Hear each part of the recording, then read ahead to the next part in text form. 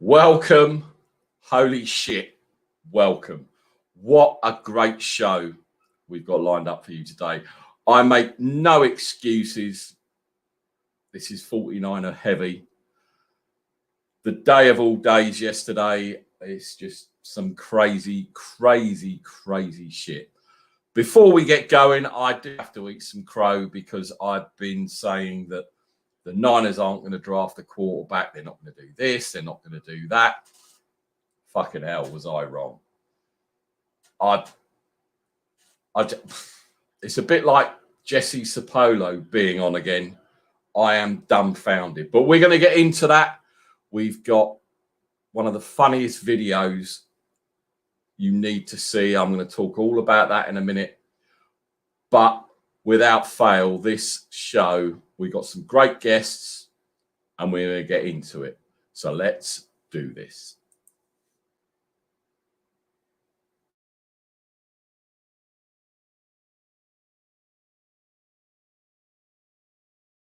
Welcome. We are the Shank Club NFL.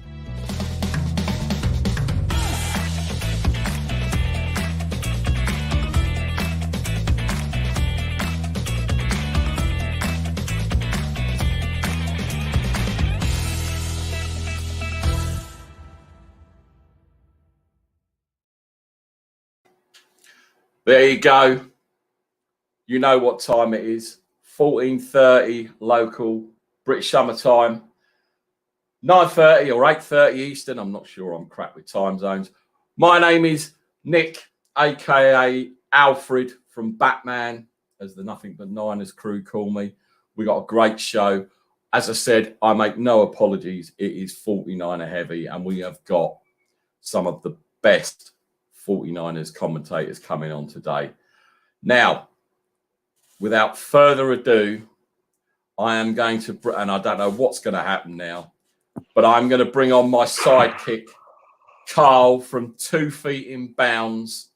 If you haven't subscribed to his YouTube channel, please do, because his 49ers reaction video to them trading up is probably the best 6 minutes that you will ever see. Seriously, ever see on YouTube. It is hilarious. So, Carl, as an old program used to say here in the UK, who are you going to be today? Reveal Corey yourself. Taylor, motherfucker. Yeah. Oh dear, you can't unfortunately disguise yourself after your little rant yesterday. And Danny, who was on the show last week, wanted to know if we could all recreate some of those bits that you did. And I honestly, I couldn't decide which bit to do. The throwing the ball at the sofa at the beginning, or just the fuck. I couldn't decide. So, Carl, how are you? And how does it feel to have been completely mugged by the 49ers? Talk to me.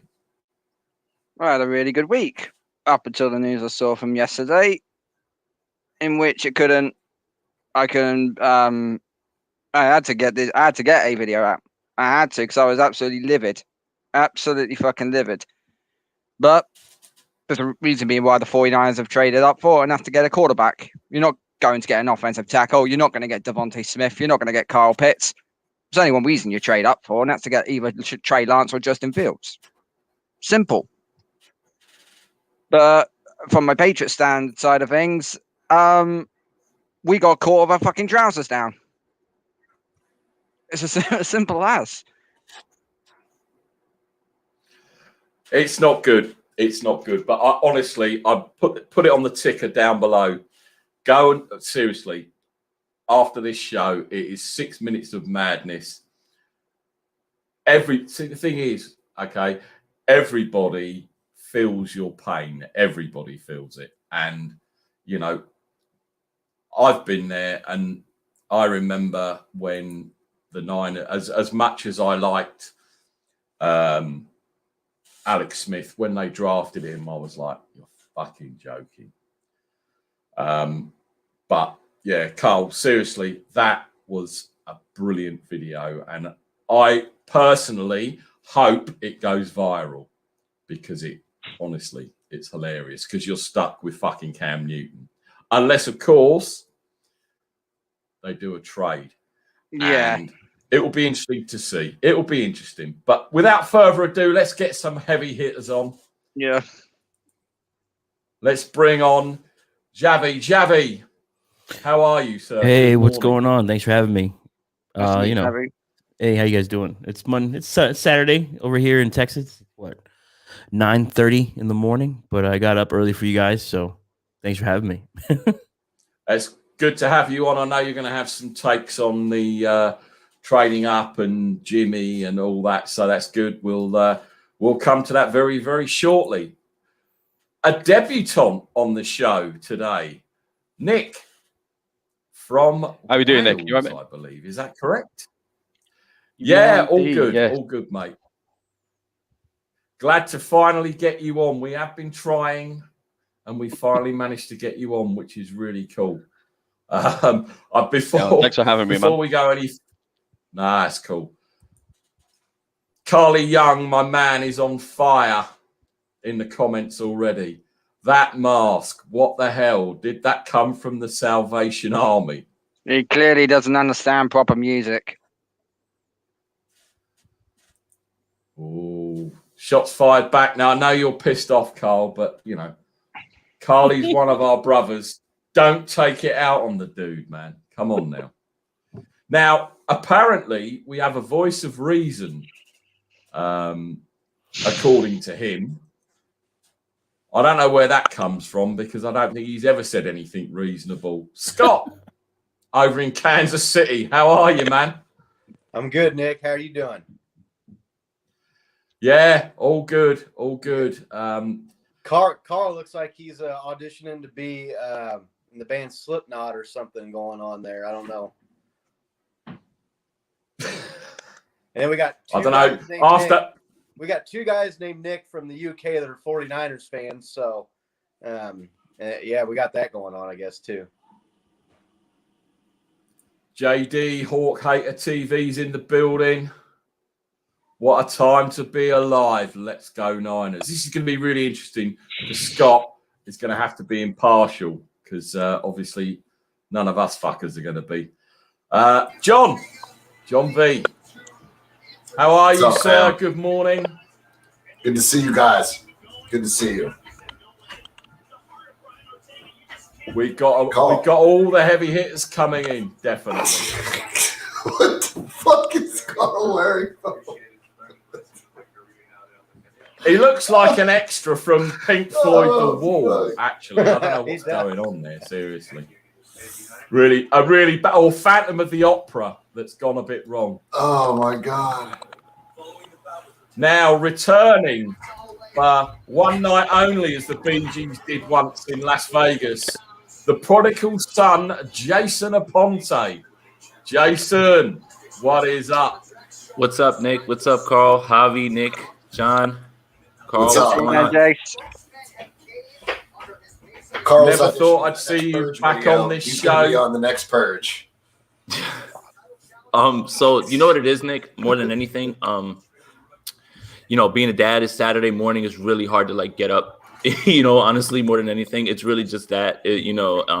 Never too busy for you guys or anything like that. But you know, when you try to get your like 1 hour of sleep, you know, it's tough on Saturdays. But I'm happy to be here. I'm happy to be back talking, especially under the circumstances, considering what went down yesterday. It's crazy, right? It is absolutely crazy, and we're going to get into it very, very shortly. Now, this man was working on a mock draft, and unfortunately, he released it yesterday, and now he's going to have to rip it up and start again. It's Tom, Craig, Harry, John Burt from UK Draft. I bet you aren't going to give me the finger now live on camera, are you, Craig? Craig, pantomime villain of the Shank Club. How are you, sir? I'm good, thank you, Alfred. And you're right, it was got that mock draft out at just after midnight on Thursday morning, and then within 36 hours, all ripped to pieces. But I've updated it. The updated version with the Niners at 3 is now live.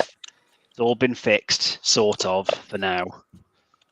Interesting. We'll get into that and see who you have. And another guest coming on, returning to the show. David, how are you, sir? Good morning.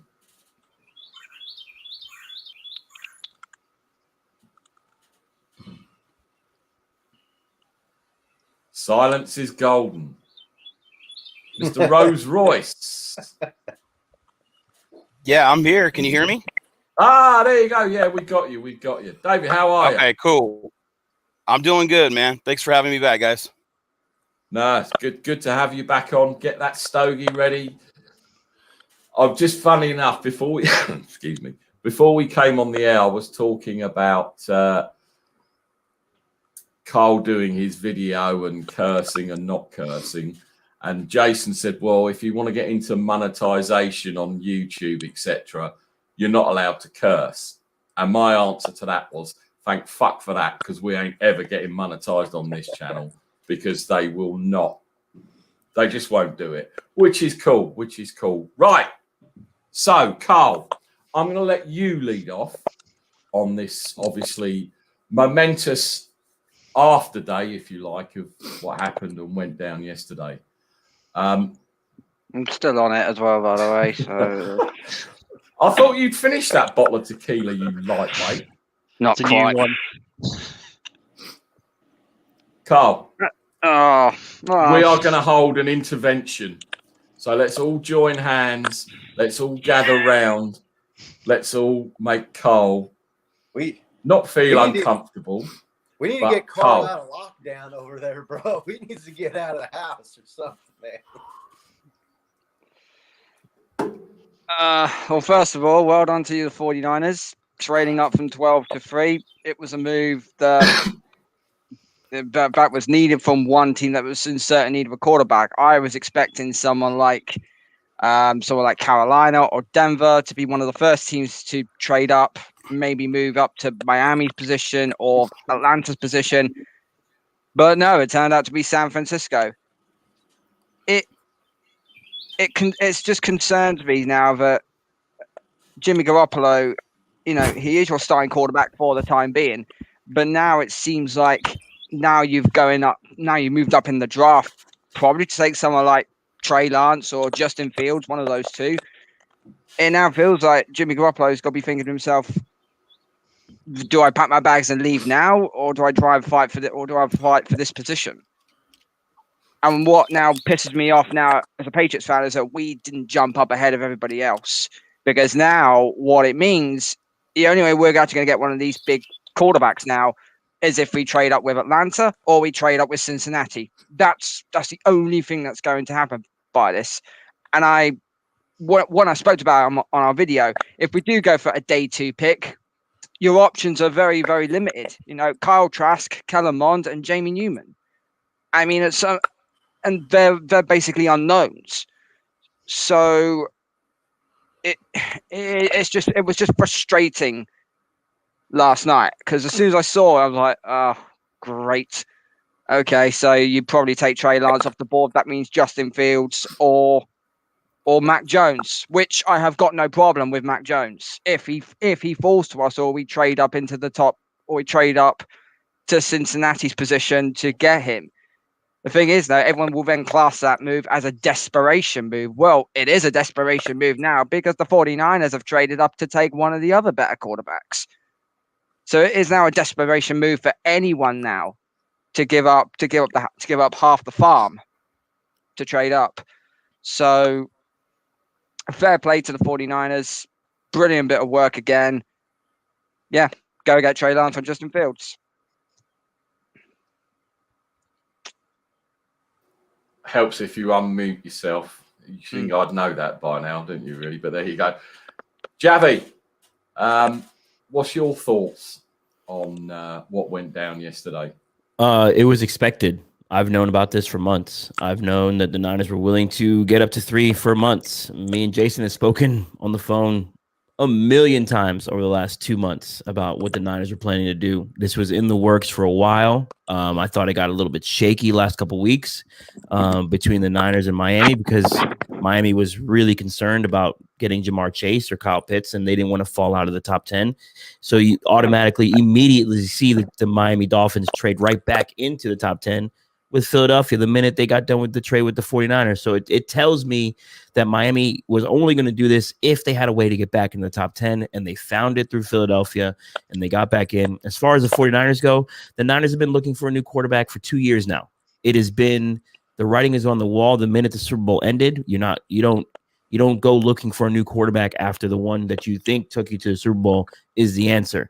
The Niners have been non-committal throughout this entire thing. They kept saying, our guy, we expect, and it's in our opinion that he'll be here. They were never non-committal. And, people like to hate on podcasters like myself and you, who try to parse these words and figure this stuff out, because this is a business. The Niners aren't going to go out there and publicly say, oh, Jimmy's not our guy, and lose all their leverage. As far as Jimmy Garoppolo goes for the 2021 season, I don't see how he's on this team by draft night. I think he'll be in New England before the draft starts. I think the Niners will move on. I think the Niners will look at getting a veteran backup like a Gardner Minshew. And I wouldn't be surprised if Sam Darnold is still in play to be the backup of the 49ers. But the Niners did the right thing. They had to rip this Band-Aid off. We just watched the Rams rip their Band-Aid off with Jared Goff. It was time. It was time last year. It's time to move on, and I'm glad they did it, whether that's for Justin Fields, Trey Lance, even a Mac Jones at 3. But all signs point to Justin Fields at 3 with the connection between Kyle Shanahan, the QB collective, the history that he has with Justin Fields for the last 5 or 6 years. Those guys have been training together for several years. I'm just happy they did it. That's a big boy move by a big boy franchise, and it's time. This is a young roster. It is time to churn it. They're churning it as we speak. It was like 30% turnover. You have a entirely new defensive staff. You have a new offensive coordinator. It's time. It's time, and they did it, the right way. Definitely. Nick, what are your thoughts, man? Yeah, I obviously didn't see this coming quite like Javier and Jason did. We were in a position where I don't think anyone other than the Niners really knew what we were going to do. We could go up, we could go down, we could have picked anyone we wanted, and we still have plenty of picks available. It came out left field for me, but hell, man, I'm stoked. We got the number 3 pick. We're going to go out. We're going to get the quarterback that Kyle wants, and we're going to move forward. I mean, it's all guns blazing, really, at the end of the day. Do you know what? I had to double take, treble take, because you know what it's like with Twitter. You don't pay attention, and it's like a fake burner account, or when Adam Schefter put that tweet out yesterday, and I was like, I had to make sure that it wasn't not Adam Schefter or Adam Schefter's left bollock or something. I had to make sure that was legit, and I honestly, I couldn't believe it. I honestly couldn't believe that they'd been this bold. And as I said at the beginning, I didn't have us drafting that high as a quarterback or anything ridiculous like that. It's just madness. The voice of reason, apparently, Scott. Are you excited to see that the 49ers are going to win the Super Bowl over your lot next season? That's my question to you.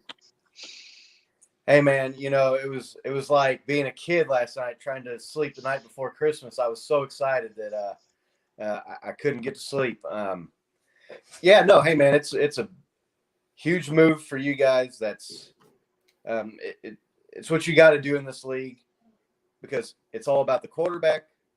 And if you don't have one of the top QBs, your chances are you're a long shot to get to where teams want to go, and that's the Super Bowl and win the Super Bowl. And so they did what they needed to do to get up there. They gave away quite a bit, but not too much. So kind of I think what you would expect to give to get up into the position like that. And now you got to go and make the right pick, right? I think everybody knows Jacksonville is going to take Trevor Lawrence first.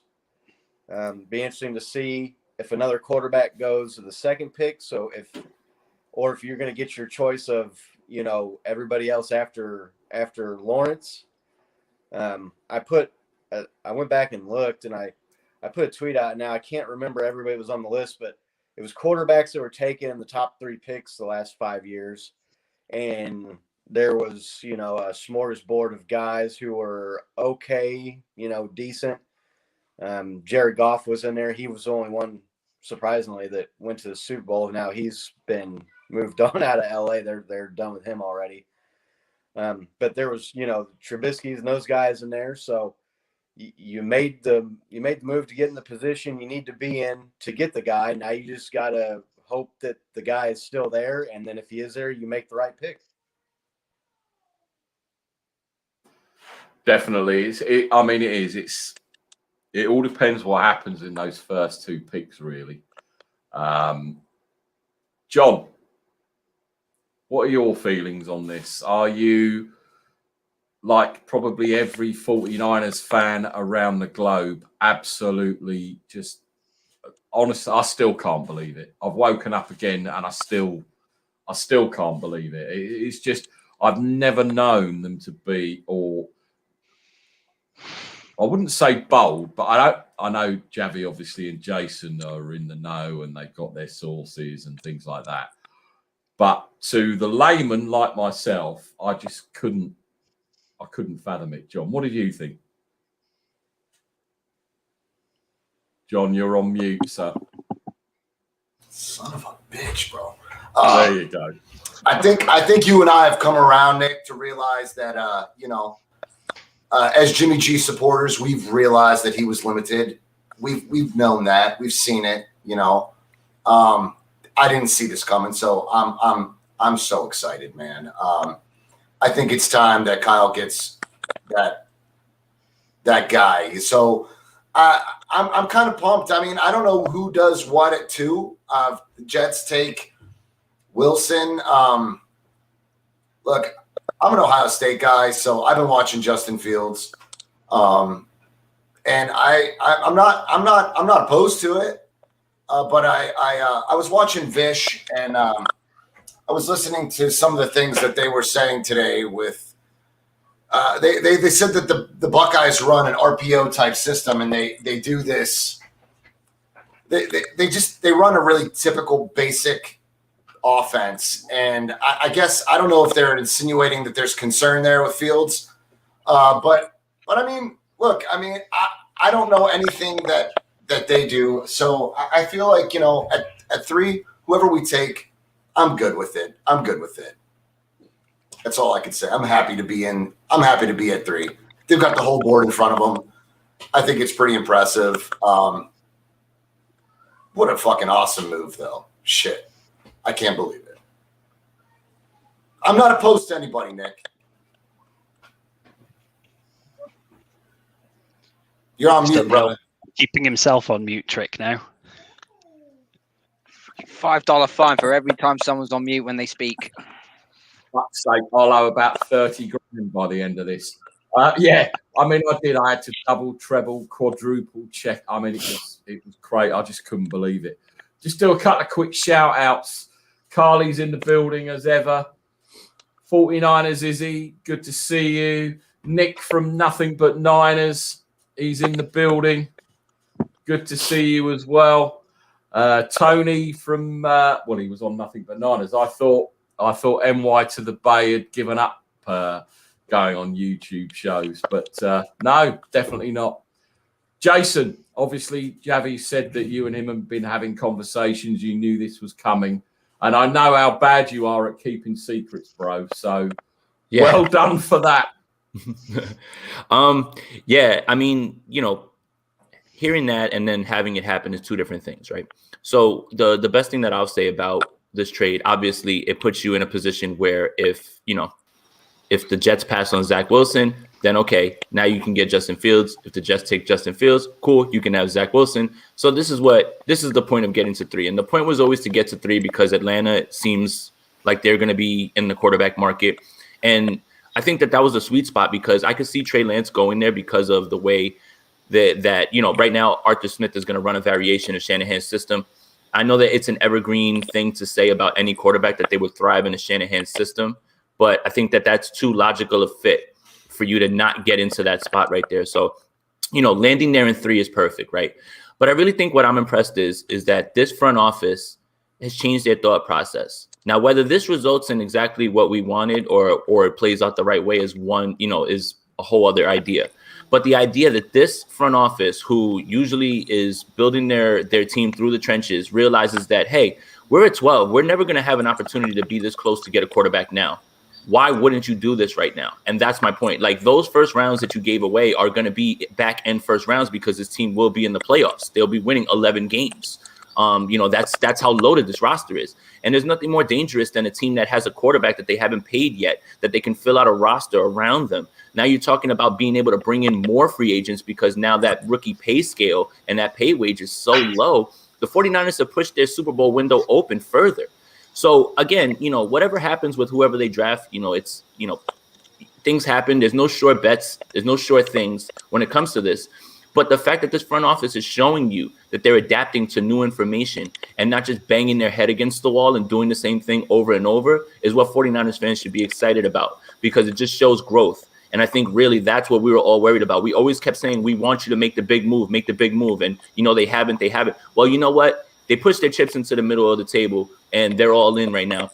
And whether this works out or not, this was absolutely the right move. And I applaud this front office. If you thought it was an A- offseason because of all the returning people, it's A+++ now at this point. I don't know what more they could have done in this offseason to improve this team and get them right back. So as you can tell, I'm getting more and more hyped because I still can't believe it. I really still can't believe it, honestly. As much as we thought it was coming, it's still, I like to see, like you said, when Adam Schefter's tweet comes across, because I have his notifications on, I have to look and make sure that that's not Sports Talk Barry or somebody else like impersonating Schefter, So when you finally see it come to fruition, I think it's more about understanding that this front office is doing everything that they can to build this team the right way, and they understand the importance of this offseason. I guarantee you they wouldn't be trying to move up into this spot if it wasn't for how many good quarterbacks are in this draft.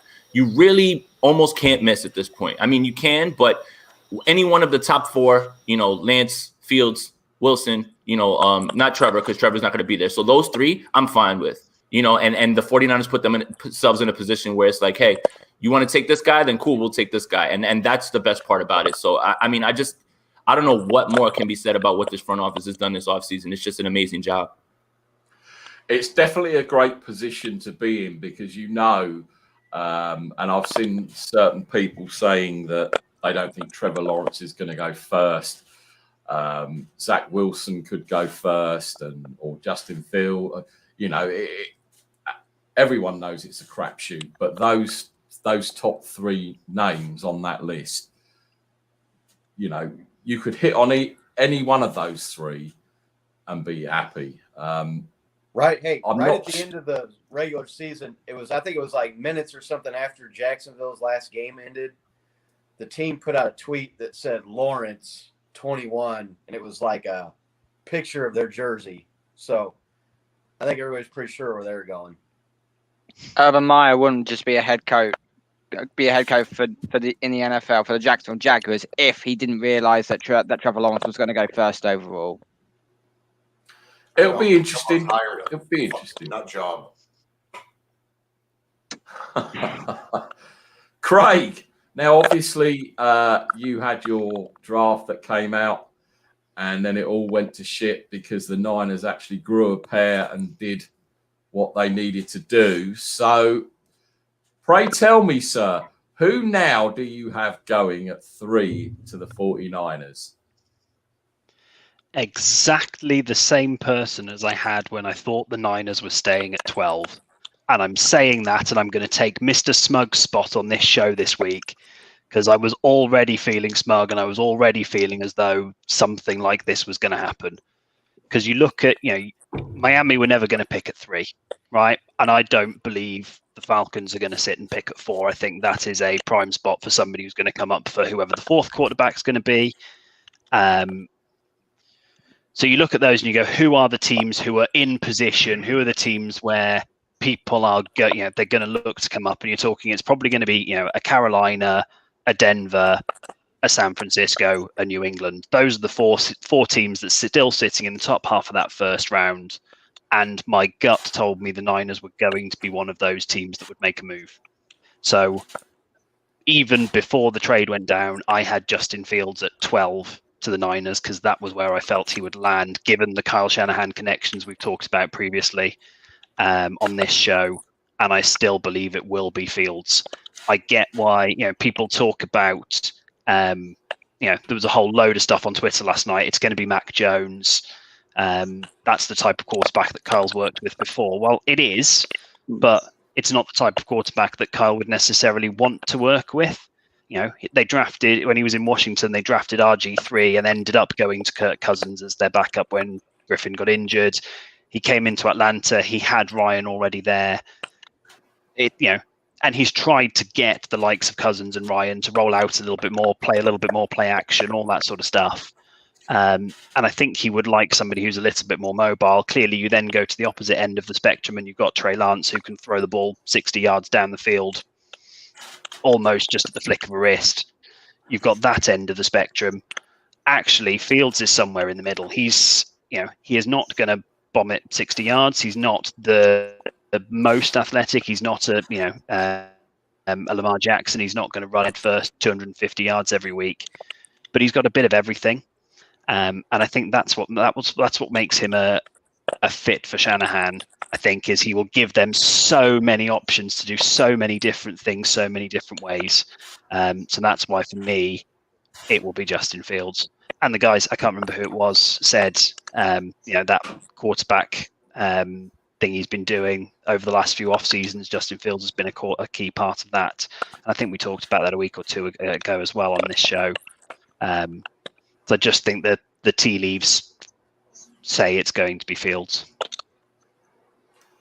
I certainly wouldn't be disappointed with Justin Fields. I've been on the Fields bandwagon for quite a while.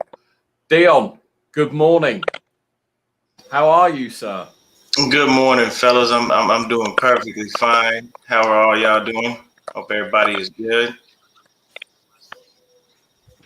So, well, I think everyone except Carl is. feeling fine today. That was my alter ego. That was my alter ego that was on a while back. I'm okay now, so it's fine. Yeah, I was a little worried. I was going to tell John we're going to have to push that visit over to the UK forward a little bit. Go over there. Oh yeah, I appreciate that, Kevin. Man, I got this joint at Hat Club. If you got a Hat Club near you, that's where you can find it. First things first. I didn't get a chance to go ahead and gloat, but I will. So, Mr. Rogers, this one is for you. You tried to steal our nickelback and our left tackle, and we didn't give them up. And I had the perfect little meme. Ooh, you had him. You were almost close. I love that. I'm glad I have to laugh at you for that one because you tried to steal our left tackle. You tried to steal our nickelback, and now you still have no left or right tackle. So I had to. Carl, I'm going to tell you right now, I'm just going to be 100% honest with you, sir. I called John V last night, and we had a shot together to celebrate this big move. But we did use the beginning of your show.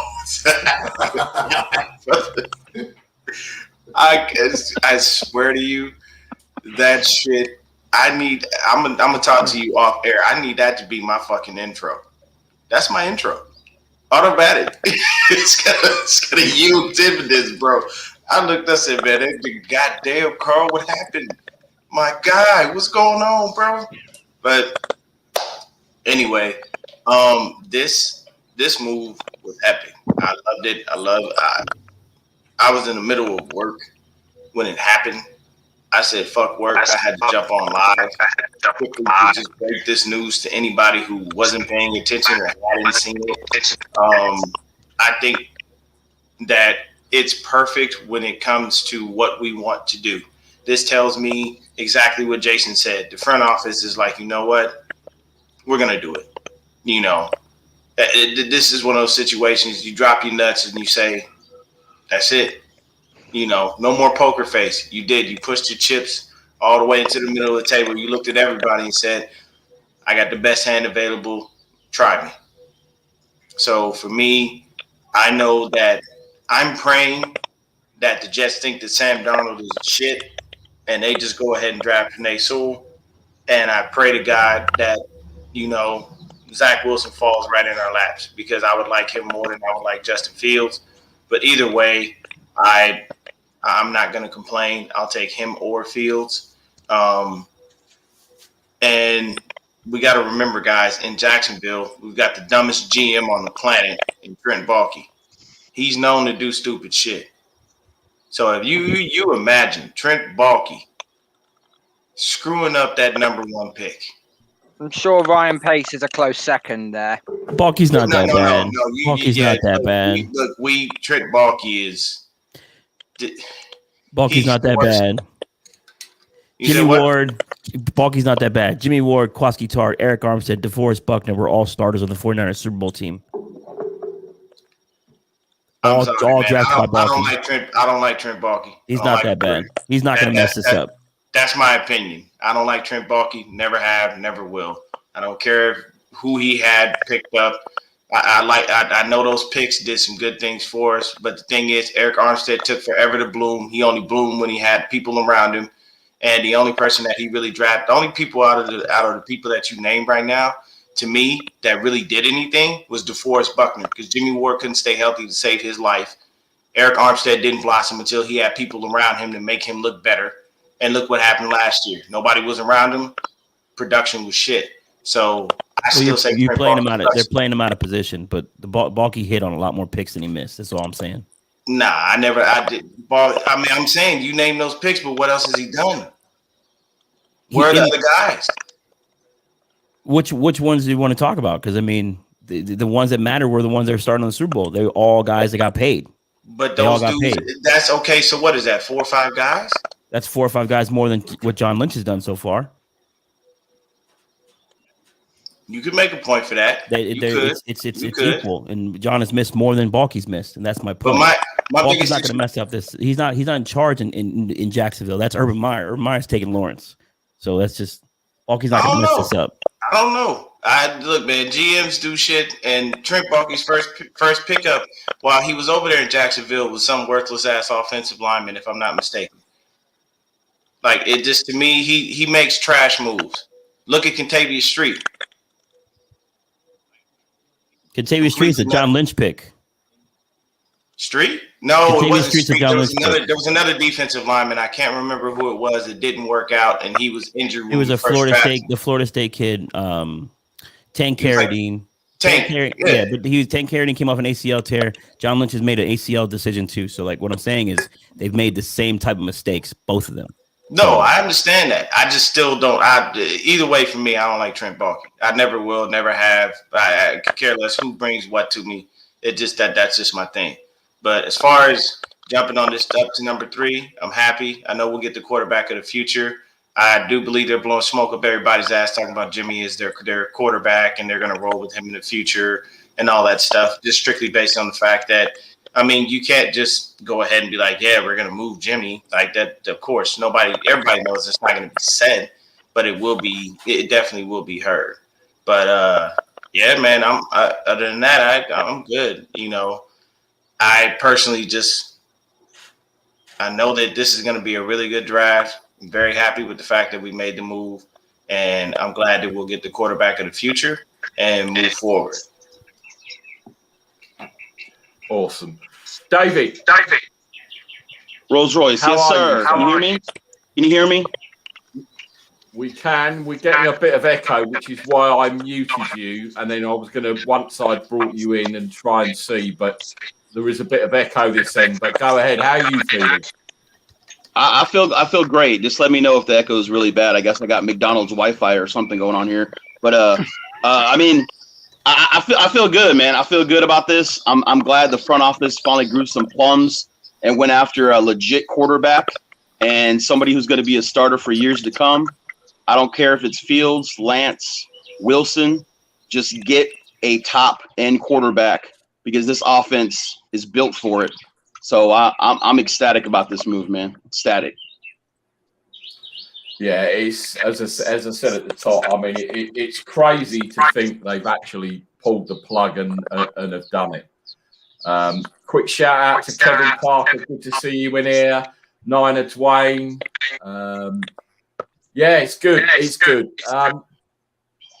Javi, who do you expect them to go after in the draft? What's your feelings on it? Who would you like, or who do you think they will? Who's their QB? To answer the first one, I think who would I like would probably be Zach Wilson. But who do I think they take is Justin Fields. Everything lines up and points directly at Justin Fields in all this. The connection with the QB collective, Kyle and Coach Day at Ohio State are very, very close. They're very familiar with each other. So he's going to get a full scouting report on who Justin Fields is at this point in his career as a prospect. So you have those connections there. At 3, the Niners had to have felt comfortable with taking 4 of the 3 guys because we're picking third. Just the numbers prove out that they're probably looking at one of the 4 if they're getting to 3 because Atlanta was in prime position to take somebody. So I'm gonna go with who I would like is Zach Wilson. But I believe it's going to be Justin Fields at 3. Based on everything I know, it's Justin Fields at 3. All right, now this is an interesting comment, and I have to profess I don't watch a lot of college ball. So, what do you think of that, Jav? Clemson didn't have a quarterback before Deshaun Watson. Texas Tech didn't have a quarterback before Patrick Mahomes. You scout the prospect, not the school. Justin Fields came from Georgia. He didn't come from Ohio State. He transferred from Georgia to Ohio State. Justin Fields also is much different from what you've seen in Ohio State previously. Look at all the quarterbacks that come out of Ohio State. None of them have looked like Justin Fields. None of them has played like Justin Fields. Fields is more polished than most of those other guys. Haskins was terrible. Troy Smith, are you serious? Like, think about the guys that came out of Ohio State. None of them were that good to begin with. So this hype on them was unwarranted to begin with. So, like, I've never liked any Ohio State quarterback until Justin Fields because what I'm looking at from a prospect perspective. Fields knows how to read a defense. Fields knows how to go through 2 or 3 progressions on a regular basis. Fields runs a pro-style offense for the most part. He does the RPOs, the stuff that Kyle Shanahan's already running now. So this is the stuff that gets on my nerves about that kind of stuff. It's like, oh, Ohio State quarterback is really bad. We just watched Kyle Shanahan get production out of Nick Mullins and CJ Beathard for the last 4 years. Why wouldn't he get production out of a much more talented prospect like Justin Fields, Zach Wilson, Trey Lance, whoever this quarterback may be?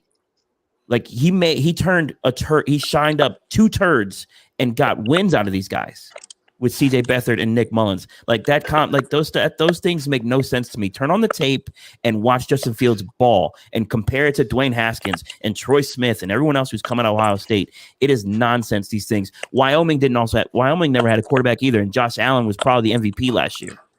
Like, you don't scout the school, you scout the prospects. No matter what. Our guy, Mr. Rogers here, has a Texas Tech quarterback who's won the MVP, who's won the Super Bowl, and who's won a Super Bowl MVP. What's the other Texas Tech quarterbacks doing in the pros? None of them did anything.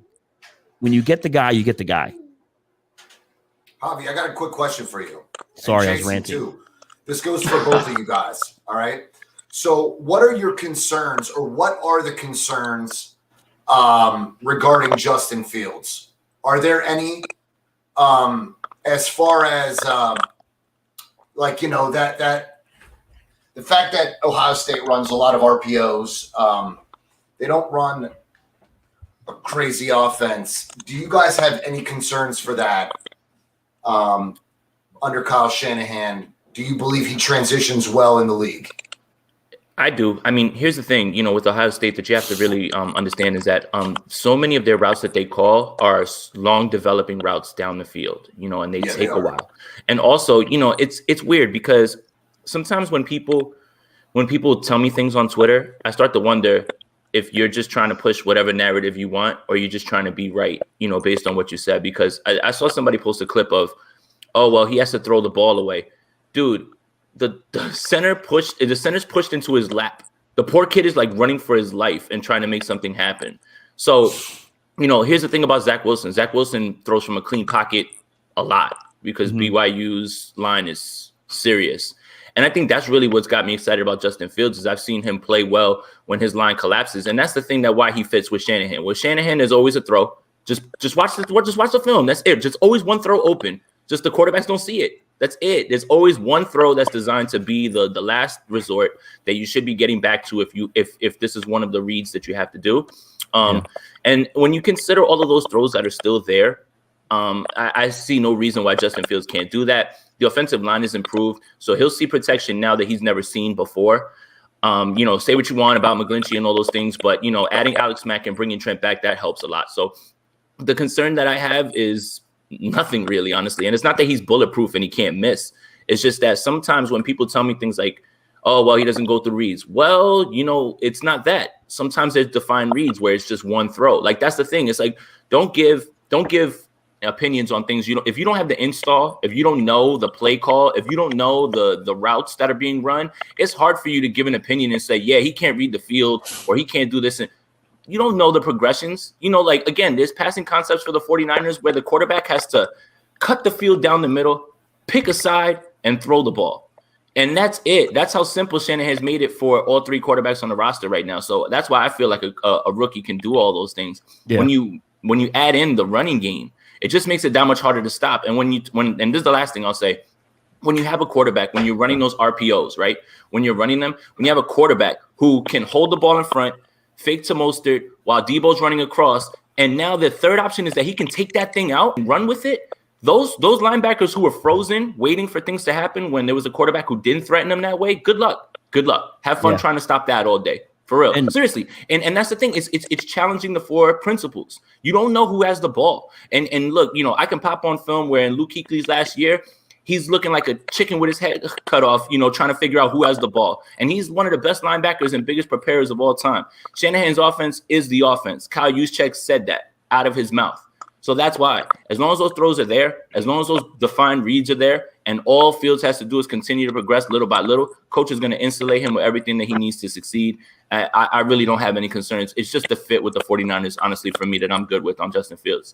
Yeah, and then to piggyback off Jason and the comment that Nick keeps putting up about Justin Fields slowed through his progressions. It's not that he slowed through his progressions. This is the way the offense was designed. There's so many options for the wide receivers to make a decision in their route. So that's why it looks like it's slow. He has to wait until the wide receiver makes a decision to whether, take this 7 route in or out, to take this option route, left or right. He has to wait for his guys to decide. So that's why it looks slow. If you go back to 2019, it didn't look slow because he was more comfortable with his guys and he had guys who would commit pretty much at the line to what they were going to do, and they were all in sync. 2020, you saw a lot of guys who just committed super late to a lot of their stuff. So it makes Justin Fields wait a little bit longer. And the fact that he waited a little bit longer means he's throwing a tighter ball in a tighter window. And if that should excite you, honestly, because if he can wait, he has the arm strength to put the ball where it needs to be. That's another plus. And then with Kyle Shanahan's offense, I ask people all the time, what does Jimmy Garoppolo, Nick Mullins, CJ Beathard do that these rookies can't do? There's nothing that the guys we have currently on the roster have had the last 2 years that these rookies can't do. All these rookies can do all that plus more. So you're just adding the genius of Kyle Shanahan, his play calling, with an athletic quarterback who has arm strength, who has processing ability, who has mobility. This is an exciting time to be a Niner fan. As long as they get it right. And I think they'll get it right because you're attaching the quarterback to Kyle Shanahan. Kyle Shanahan has maxed out every quarterback he's worked with, and I'm certain he's going to be able to max out one of these younger guys who in my opinion, are probably be 10 to 15% better than what we had with Jimmy Garoppolo. And that's really all that we needed, 10 to 15% more out of our quarterback the last 2 years, we probably win the Super Bowl.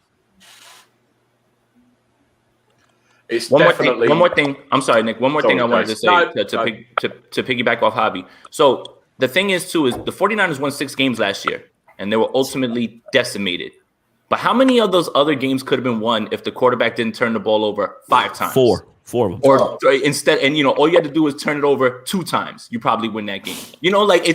That's how close this roster is. And when you talk about the roster and coaching, that's why whoever's going to get here is going to get put in the best position. I don't care. A rookie is better than Nick Mullins. A rookie is better than CJ Beathard. Many of them are. It doesn't even have to be one of these top 4 guys, let alone somebody with that type of ceiling. So that's the thing. It's like, man, the 49ers had a really rough season, won 6 games.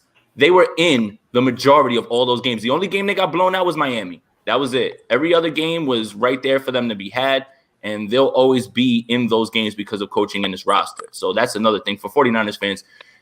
You have a team right now that can win 10, 11 games this year while having Justin Fields as the future. I don't know how you can nail it any better than what the 49ers are doing right now. When you pick 3 and you pick a quarterback, you're going to be bad because that's where you're at. This isn't a bad team. They just had bad circumstances around them last year. And that's it. And now you have a team that can compete. And then in a few years, it's going to be the full Justin Fields show when he finally develops. And I think that's it, man. Just planning for the future while being able to compete. How many teams can say that? How many teams can actually say that? And the last thing real quick, I'm looking at this Niners team like I looked at the Dallas Cowboys when they drafted Dak Prescott. They were 12-4 the year before. Romo gets hurt. Boom, they go 4-12. They draft a quarterback. And then Dak's in there, and they're back to the playoffs. This is kind of what the situation with the Niners. You lose your quarterback, you have a whole bunch of backups the whole year, but you still had a good roster. You're 6-10, and you're back in it. And if the Niners, the Green Bay game, the Niners had like the whole team on COVID. That doesn't. I was about to say that one definitely does not even count at all. The whole team count. was on COVID. They had no offense And or anything with like Buffalo. that. Buffalo was the breaking point. Kyle Shanahan said, enough. I need a guy who can move. When you have elite quarterback play, he's going to outperform your elite defense. It doesn't matter who's on the defensive side of the ball. So that's the Niners are at this point now. Look, they have a top 10 defense. They want to have a top 5 offense. As long as they have one of those 2, they're going to be in the playoffs. And just get the rookie in there. And you also have the money that you're going to free up by trading Jimmy Garoppolo. You trade Jimmy, you roll over that cash for next year. You're able to go ahead and get Bosa started. You're able to extend Fred. You can extend Lakin. You can look at maybe a high price edge rusher that may become available. You can look at corners. You can look at a whole bunch of other options. I'm not saying to go spend everything in free agency, but you have the money now to go pay for your own guys that are in the building. Fred, Bosa, Kinlaw will be coming up in a little bit. Are they going to pay Debo? What about Ayuk? You're going to be looking at these things down the road. They've set themselves up really well here long term. And the way these contracts would line up allows them the flexibility to run it with a rookie quarterback and still pay him year 5 while still having the room with the other guys you just paid previously. So the way it lines up, it just lines up perfectly. It was masterful how they did this. Oh, yeah. I mean, are we essentially just one quarterback away from a Super Bowl?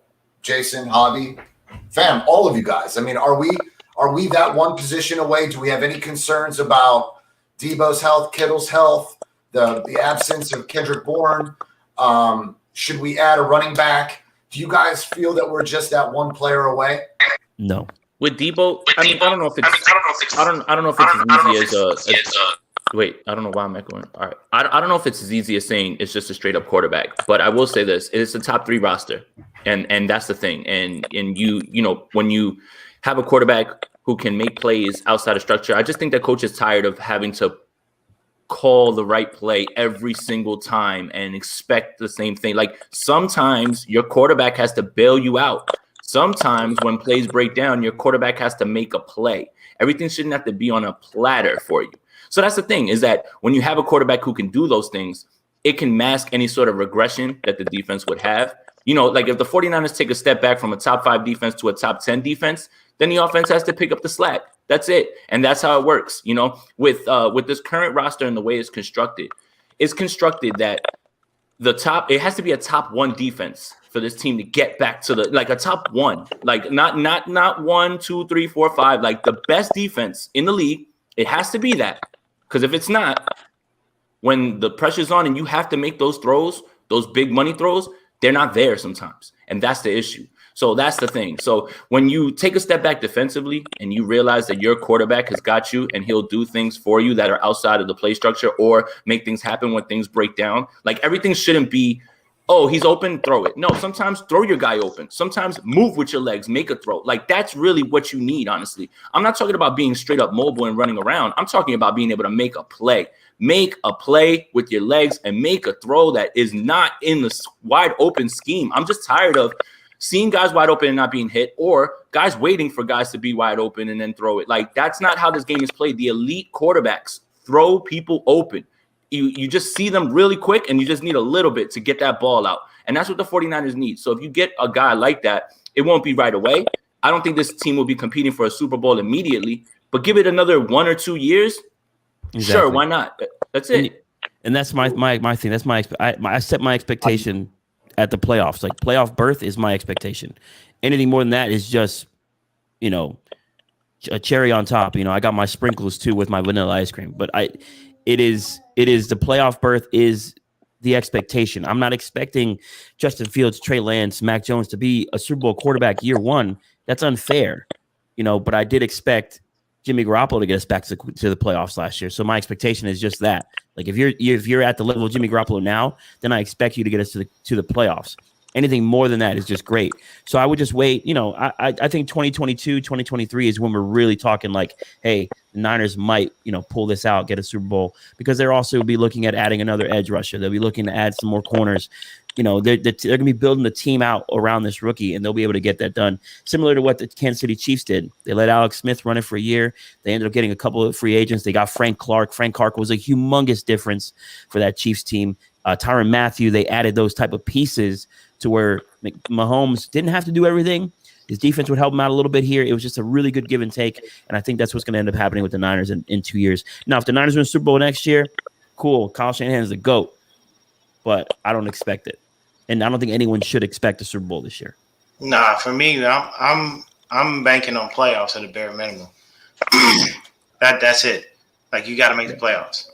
If you don't make the playoffs this year, if you don't make the playoffs this year, something's wrong. Like you have to look at it like that. I've always looked at everything. I don't think we need another running back. We can be smooth with Hasty, Wilson, and Mostert there.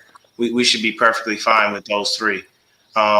We still have Austin Walter on the practice squad as well. So if we draft a running back, it's strictly because Kyle Shanahan has some kind of addiction to drafting running backs. But most of the time, he usually finds undrafted free agents and makes the best of those. But for me, I think honestly, right now, it's making sure that other side of the ball is set, so that when Nick does actually get back on the field, things work out. Now we had 1 year, Nick was fully healthy. The second year, he got injured. He's been injured a lot during his football career in general, whether it be high school, whether it be college, whatever the case may be.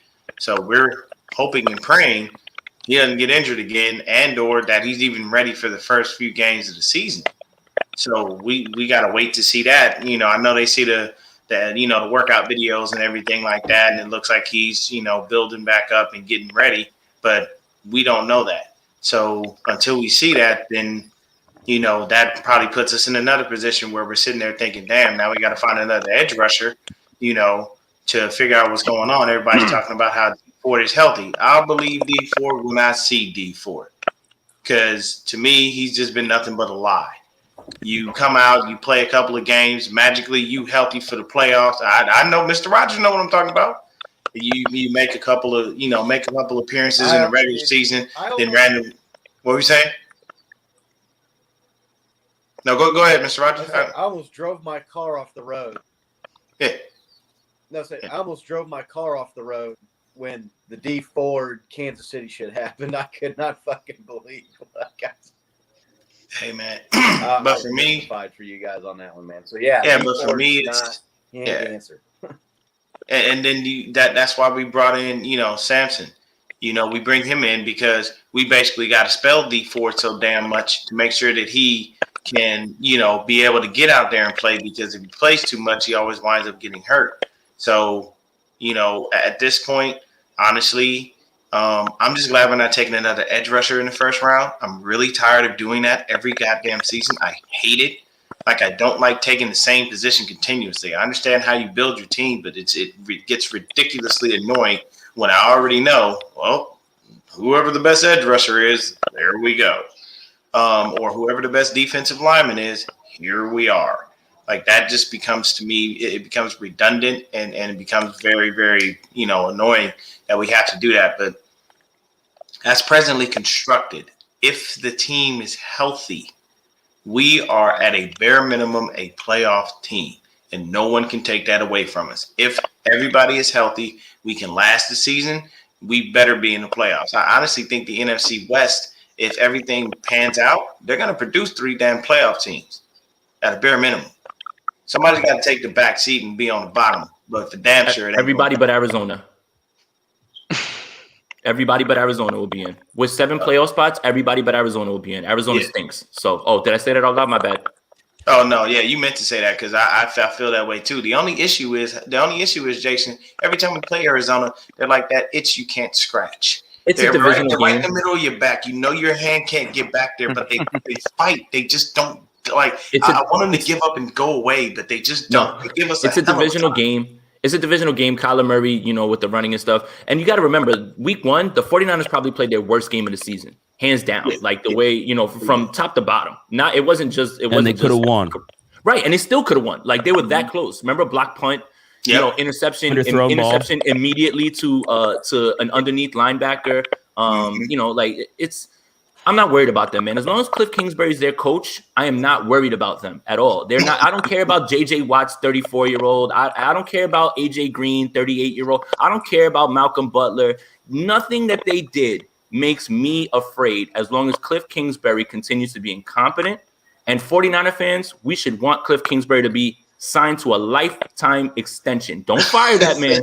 Do not fire that man. Keep him around forever. Keep running DeAndre Hopkins on the left side, 3-yard outs every single time. You love to see it. How could you be an offensive mastermind and literally look up the next gen stats and see DeAndre Hopkins running 3-yard outs 97% of the time from the left side? That's malpractice. If I gave my daughter a playbook and I told her to press buttons and move people around, she'd probably move DeAndre Hopkins into the slot or the right side. Just keeping him on the left side, it's like offensive genius, my ass, man. Get out of here with this Cliff Kingsbury dude, man. Arizona's trash, baby. He wears those capris. That's what it is.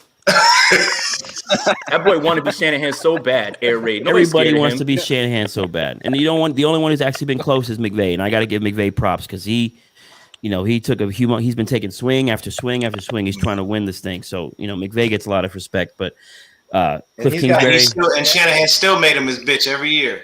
And the thing now though they have Stafford, so. We own the Rams, but it was Jared Goff Rams. Stafford's a different beast. The Niners better come correct because Stafford's going to be a fucking problem. Can I curse here, Alfred? Can I just say, you can, Javi, you can say whatever the fuck you want because we ain't getting monetized, there you baby, go. So who gives a fuck? Jason, I know you've got to run. So any final thoughts from you before you go and be a superstar somewhere else?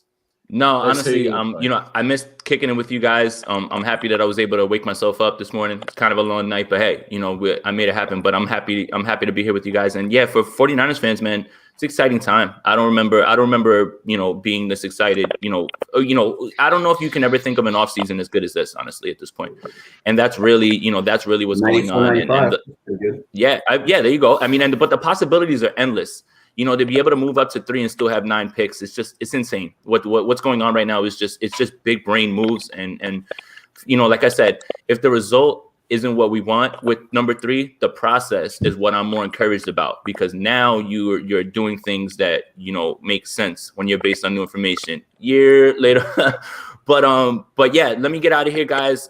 Happy to talk with you guys. And, we'll be back soon. And I talk with a lot of you guys, so I'll talk to you soon. Awesome to see you, Jason.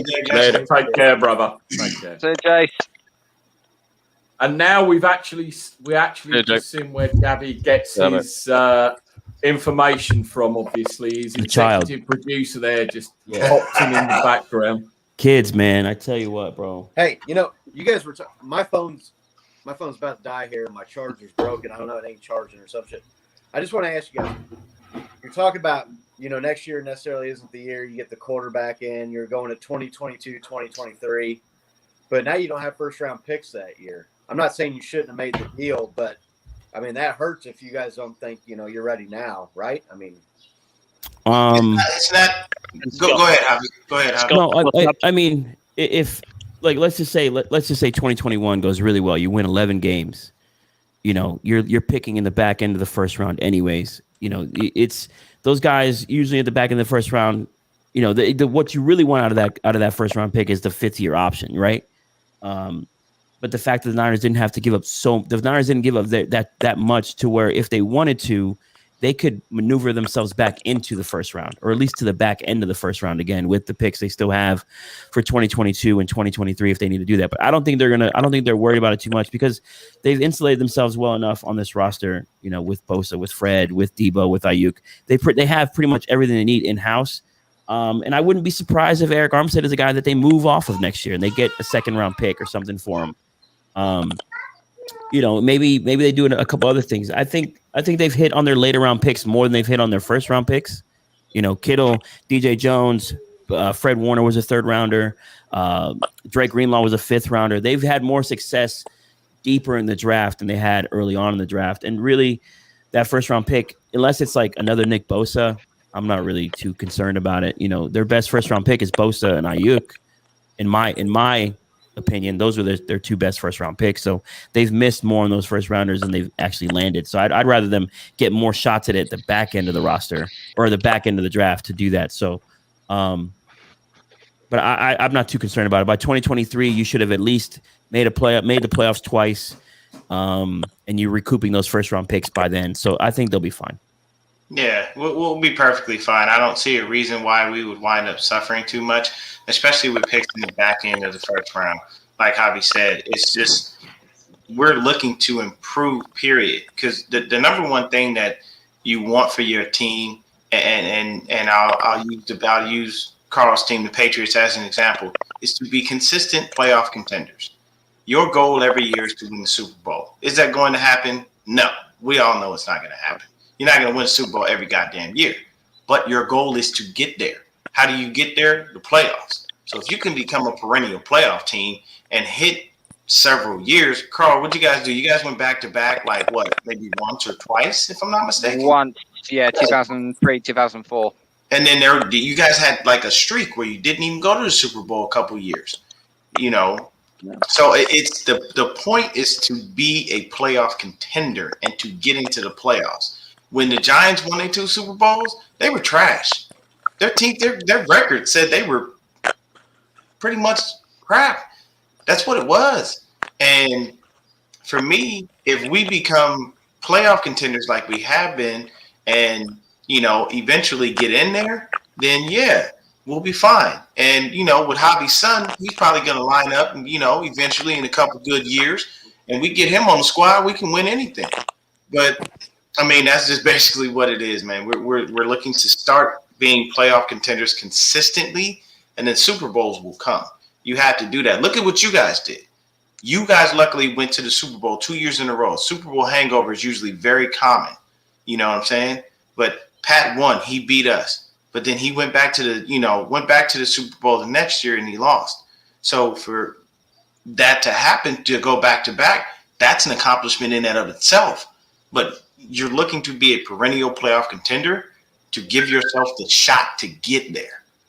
If you're just building just to build, then no, yeah, you're not going to go anywhere. You're going to be stuck in purgatory like fucking Cincinnati or something, you know, like where you feel like you're on the cusp, but you never get there.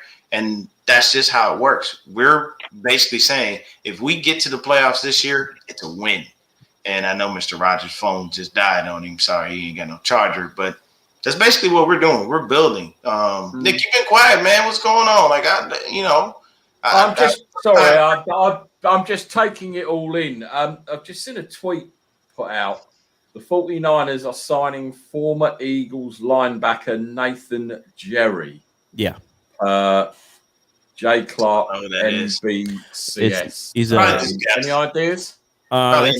He's a depth piece. He got abused against the 49ers week 4. George Kittle absolutely destroyed him in that game. So he's going to be a depth guy. He's probably a special teamer. Remember, the Niners did not bring back Mark Nazacha, so that's probably Nathan Gary's role. Going to be a special teamer. Maybe doesn't even make the roster because I would assume the Niners take a linebacker in this draft too. I think they will take a linebacker in this draft later on. But Nathan Gary is, he's a little bit older in his career. I watch a lot of Eagles games because my brother's an Eagles fan, so I follow the Eagles pretty closely as well. But Gary was absolutely abused and torched by George Kittle on that week 4 game on Sunday Night Football when Kittle had like 13 catches for 185 or whatever it was. So he's not a guy that's going to threaten anybody on the 49ers defense. He's a guy who's probably be a special teamer and potentially probably doesn't even make the roster if they go and get a guy in the draft. Awesome.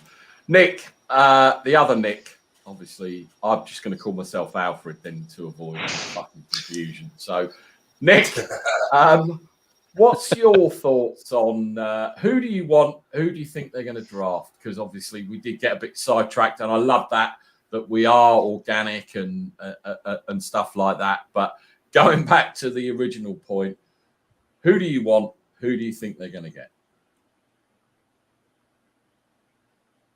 I want Zach Wilson. I do.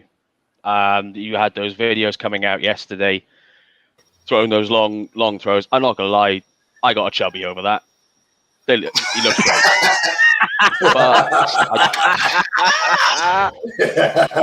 Isn't it funny? I think it's looking like Fields. He looked amazing. Isn't it funny that everyone in this room, that terminology you used passed across the pond, and even our American friends got it? Because normally, if I say something British, our American friends are like scratching their heads saying, "The fuck?" You've only got to ask them what a bollard is, and it confuses them. But you saying that, they got that. Nick, if you ever go back and watch Zach Wilson stuff, go back to the Boise State game.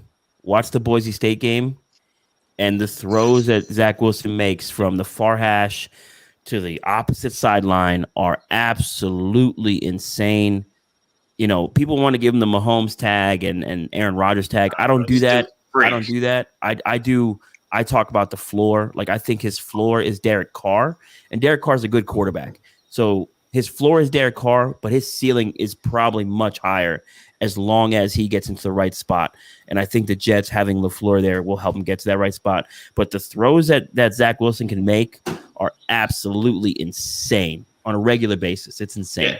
Whoever drew up that pro day is a genius, because I'll tell you this: the throw that he made when he rolled out and just launched it right into the end zone, the ball literally had the perfect curve to drop in. And looking at what he was doing, that type of play, that ball is put strictly where the receiver can get it. Your DB, you can't find that ball. It's just not going to happen. And I'm talking some of the best defensive backs in the league would not be able to get to that. So just some of the throws that he just made was just flat out ridiculous. So I understood what you said when you said that. Like I said, you're probably the only person that would probably admit that. But yeah, bro, his pro day and just watching him play, like the throws that he makes are just flat out unfucking believable. Thing is with that, obviously that pro day, and I watched it and I was like, fucking hell, this is unbelievable. Can we dream that he falls into our lap at 3 with the other QBs that are there? Obviously, I'm a Justin Fields guy from what I've seen. I mean, watching that pro day yesterday, I do like Wilson, but Javi, maybe you can answer this as well, and we'll come back to you, Nick. Can we honestly think the other two teams aren't seriously going to look at Zach Wilson? from everything I understand, Lawrence goes 1. The Jets are really in love with Wilson. I don't think Wilson's going to get past 2. And speaking to Matt Miller and a couple other people, the draft starts at 3, and that's why the Niners made the trade. So it's probably going to be Fields at 3. Zach Wilson's not going to make it after 2. And I think the Niners are happy with either one. With Zach though, I think I like Zach Wilson, but the concern for me is his size. He's 6'2", 215. He's kind of slender, and that worries me in the NFC West, a very physical division. A guy taking big hits. We just got done talking about Jimmy Garoppolo and his injuries. My son is acting a crazy person right now. But oh my god, he got all his toys over here, man. It's crazy. But with Zach Wilson, I just think I don't think he's going to make it past 2. And if the Niners, there's been some talk about maybe the Niners aren't done. Maybe the Niners trade to 2. I wouldn't be surprised if they did that either. There's been some chatter about that as well. So we'll see how that goes. I don't think they do that. I don't think they're going to go and send more picks to move up just one spot. But hey, if you like that.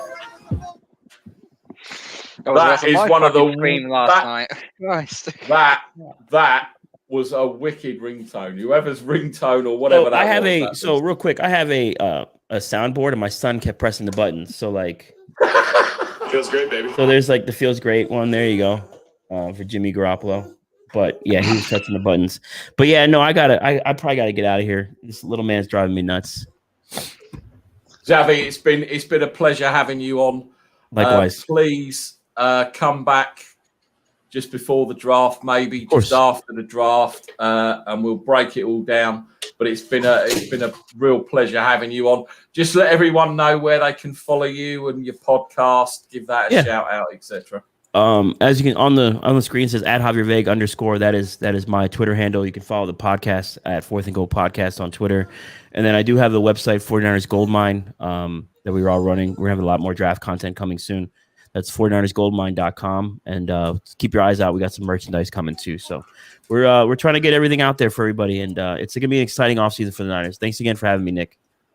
No, it's been a pleasure, Javi. Take care. Nice meeting you all. Enjoy your son. Bobby, take care, brother. Later. There you go. That's Nice to Javi. Right. Right. Nick, back to you. So, sorry, who did you want and who do you think they're going to get? It's looking like Fields, isn't it? If you've got the camp actions, all of that. I'm not sold on Mac Jones. I don't know how much we can put stock into the whole thing with Nick Saban over Reuben Foster. Have we really gotten over that? Mac Jones, yeah, I don't want to see Mac Jones being called at 3. I think it's got Fields written all over it, and I won't be upset, but he's not Zach Wilson for me. The interesting thing, and again, I can't profess to watching Mac Jones. Dion, Craig, John, even Carl, talk to me why everyone thinks that this guy, Mac Jones, who some people have said going to be a top 5, going to be a top 10, and we were looking at him possibly at 12. When you put Mac Jones against those other 3, what would make you think, Dion, that this is the guy that we've traded all those places to get when we possibly could have got him at 12? Strictly based on the fact that Mac Jones is probably the closest thing you'll get to a Tom Brady, but in a higher round. And that's basically his QB. Everybody gets a QB comparison most of the time. Mac Jones gets Tom Brady very much, but a little bit more mobile. The thing is when you look at them, body-wise, yeah, they seem to fit the bill. They look pretty much damn near similar. You know, Tom Brady looked like shit when he was at his pro day. He just looked like a fucking bump on a log, man. He just looked like trash. I know that for a fact. I remember that. So, for me, I think what happens is you look at where he played. He played at Alabama, so he played in a pro-style offense. You look at what he's done throughout his career. You look at the coaching that he's had around him. You just look at all of the steps that have been taken to basically have Mac Jones be who he is. And you even take a look at his pro day and the things that he did. At the end of the day, bro, that kid is still going to wind up in the league. He's still going to wind up doing something special. And he's probably going to, win himself a couple of games here and there. It all depends on where he goes and if that organization is well worth it or not. There's some organizations that are just horrible at trying to win. They don't know how. Prime example, honestly, to me is the Cowboys. And the reason that I bring them up is because they have an owner who won't get the hell out of the goddamn way. At some point, you got to know your role, and as The Rock says, know your role and shut your mouth. Like, look, bro, we know who you are. We know you're Jerry Jones. We know you're a billionaire. We know you love your new stadium and you love your Cowboys. But at the end of the day, maybe if you step back, shut the fuck up, and allow yourself to, allow your GM to do his job, allow your coaches to do their job properly, maybe you might win something before you die. Because I think that's his main goal is, hey, I want to win another Super Bowl before I pass. I'm only getting older. And we understand that. But to me, I think Mac Jones is probably, a second coming of Tom Brady, but with more elite talent. Because Brady didn't get picked till the 6th round because nobody knew about him. He was just this lowly Michigan quarterback that everybody was like, it is what it is. Oh, they picked up Tom Brady. Big whoop. No one gives a crap. But with Mac Jones, he's him, but with first-round talent. And he came out at the right time. You look at the list of quarterback, Mac Jones is in the top 5. And you can shuffle him around, but that's just basically why it's his comparison to Tom Brady. It's what he's done throughout his career. And I feel like he's definitely well worth it. Craig, I'd actually like to hear from you on this one because you study a little bit more on the mock drafts and a little bit more on the college. So I'm very curious to hear your take on this. On Mac Jones, he's different to not just the other top 4 quarterbacks in this draft, but actually to a lot of the guys we've talked about in terms of quarterbacks who've come out over the last few years in the draft. Jones is a proper kind of throwback to being pocket passer. He is your comparison to Tom Brady is because that's exactly what Brady does. He stays in the pocket. He relies on that kind of comfort in front of him, gets the ball out quickly, gets the ball going, very accurate. Same sort of thing as Manning, Matt Ryan, heck, Andrew Luck, those sorts of guys. That's what Mac Jones is. Mac Jones is a pocket passer that if he was the guy who was coming out, 10, 15 years ago, everybody would be raving about him and his accuracy and the way in which he delivers the ball on time every time. That is why Mac Jones will still be a really good quarterback in this league, is because somebody will run an offense that looks like that. It'll be run first. It'll rely on, accurate passes, quick passes, getting the ball out of the hand, being on time and on scheme with your receivers and your tight ends. And he will be incredibly precise with everything he does. That's why I wanted to hear your take, because you were going to say something that I didn't think about. That is why Mac Jones, and that is why Mac Jones will be a successful quarterback in the league. Yeah, because here's exactly what you said that I knew I wasn't going to think about, but it came through right as you said it. The timing of Mac Jones being Mac Jones. What is the league now? Oh, well, let's go get a quarterback that's mobile. Let's go get a quarterback that can move around. Let's go, now you're Patrick Mahomes, your Lamar Jacksons, your Russell Wilsons. Those athletic quarterbacks are now all the buzz and all the rage. But in that time frame, you had your Peyton, you had your Tom Brady's, you had your Aaron, even though Aaron Rodgers is still mobile, he was still a great pocket passer. You had those guys, Carson Palmer, stuff like that. You have those guys that could stand in the pocket and just deliver the ball the way the ball needs to be delivered.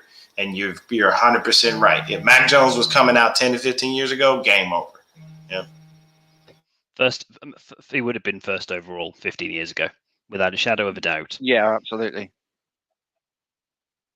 Because that is what the league was back then, and the league is the league has moved forward. The league is, we want more athleticism in our quarterbacks. We want the ability to, be able to scramble outside the pocket, to be able to know that we can, he can take off and, gain 5 yards with his feet if we want him to, or 10, or, in Lamar Jackson's case, just run the ball the whole time. And you understand why, because that gives you those, it gives you more options. It gives you the ability to be more versatile with your play calling, your scheming, everything else. And that's why that is the thing that's in vogue right now. But you can still do that with pocket passers. You can still find a way to get guys open and get people running interesting routes and crossers, and use your tight ends interestingly, and, use your backs out of the backfield more, and things like that. Teams have shown that model can be successful as well. And just because it's not what, the forward-thinking younger head coaches are going with right now, doesn't mean it's not something that can win. And that's why, as I say, I think Mac Jones will be a success, but I don't think that's what Shanahan wants, and that's why I don't think he'll end up as a 49er.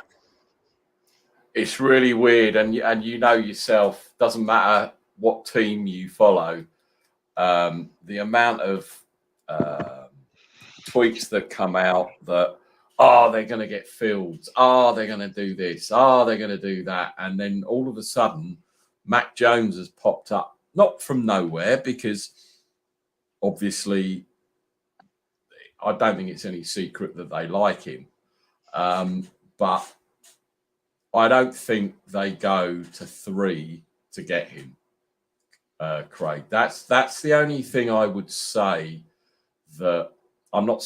I will go and watch some film on him later, but you don't splash at 3 for possibly somebody like that, would you say?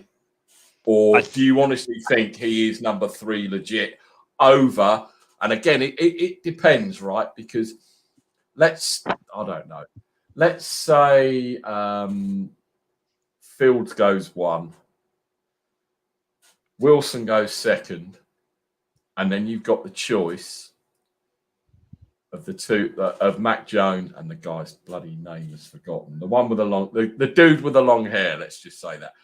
Who would you pick then? Trevor Lawrence. Who would you say? Lawrence all day long. Yeah, I mean, there's no way Lawrence isn't going 1. I'm just using it as a hyper. Okay, Lawrence is off the board. The others are there with Mac Jones. Let's say the Jets decide they want to take an offensive lineman, and then you've got the others that are left. Those 3: Zach Wilson, Justin Fields, and Trey Lance. I think if the 49ers land Zach Wilson, the NFC is fucked. See, Carl, you're coming to a better realization. That's actually very, very true. If we do land Zach Wilson, you can kiss the NFC goodbye. Tom Brady's going to have to put himself on notice. He's going to be really, really upset because he's going to look and go, that little shit is going to get on my nerves. It's going to be bothersome. And I'm going to have I'm trying to be positive about this, although that might be the tequila is starting to wear off now. So. Oh, okay. Don't worry, man. Look, if need be, have another shot. Guys, I got a birthday party I got to get to for my niece. Thank y'all for having me on. You guys have yourselves a wonderful day, man. Carl, I'm glad to see you back to normal. Nick, nice to meet you. And everybody else out there, man, you have a wonderful day, man. Appreciate y'all. Stay safe, Dion. See you next week, brother. Take care. Catch you soon, Dion. We've got a question for you, Carl, and it's not. Yes. Why did you run around shouting "fuck" and being hilarious? He's being respectful. I have a question for Carl. As a Pats fan, do you really see Bill trades for Jimmy G, or do you wait for him to be cut like the New York Giants waited for Pettis to be free? It depends how long we're going to continue to wait. I mean, the 49ers have jumped us up to to go and grab a quarterback now. We can't continue to keep on dragging our heels over this. Would I trade for Jimmy Garoppolo to come back to New England? I probably would. He's still, what is he, 27, 28? Something like that. Something along those lines. So he's still a young quarterback. Yeah, He's coming into his prime. So I know I wouldn't be disappointed. I'd send a second round pick to the 49ers to get Jimmy G back. I would. If Cam Newton's not our answer to moving forward, then yeah, go and get the man Bill Belichick originally drafted to be the successor to Tom Brady, because that was his idea. He wanted Jimmy G to start ahead of Brady at some point down the line. But it seems like now I can see us now trading up in the draft. I mean, I'm seeing reports on Facebook and on Twitter now. The Patriots have been in contact with the Falcons and with the Bengals to trade up to 4 or 5. But this is just reports.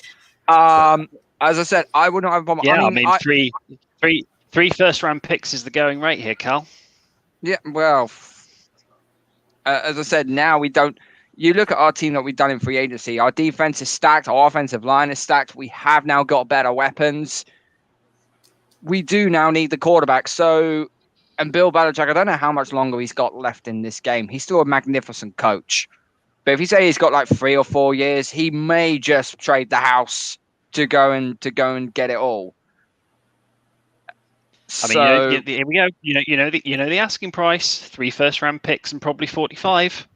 Well, I'll say that deal. because there's something you said to me on Wednesday, okay? And that was this: you said that the Falcons should not draft someone like Justin Fields, so he sits 3 years behind.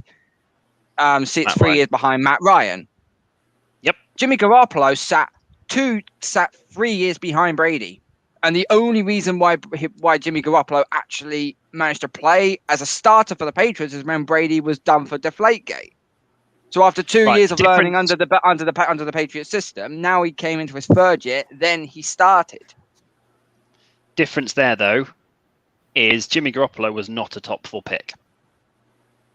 And that is my point. You don't use a top 4. Heck, you don't use a top 10 draft pick on a guy you're expecting to sit on the bench for at least 2 years. And that is what the Falcons will do at 4 if they draft a quarterback. And that is why I don't believe they will. That's true, because you can't see Matty Ice. He's got a good couple of years left in him. Especially with the way they've restructured his deal. Yes, exactly. And it's all well and good having these guys sit. And I mean, again, I'm not sure Garoppolo gets traded personally. And I think whoever they draft, they are. And everyone has said that Shanahan's system is the hardest to learn, right? So you get drafted in April, and then come September, you get thrown into the lion's den. That's the thing I can't, unless they trade for a vet or something. I just think it's all great, and trust me, I'm fucking over the moon that we are going to get a QB of the future. But I just don't see them throwing them in at the deep end from the get-go, because it's a complex system. You got to learn you got to do this. Symmetry, good to see you in here, brother. I see you all the time on the Nothing But Niners show, so it's good to see you in the comments. Hope you're well. Callie, I was drinking prune juice, but it was Guinness flavour, not with vodka, because even for me, it's too early for that shit. John, I think can I? Sorry, before we move on, can I come in on the Jimmy G trade real quick? So just to say that I think there's a number of things that have got to happen, and the first of those is a decent veteran backup would need to come in to San Francisco, because you're right. If Justin Fields isn't ready week 1, who is going to start? And more to the point, who's going to mentor him if Jimmy's not there? It's not going to be Nick Mullins or CJ Beathard, is it? Let's be honest.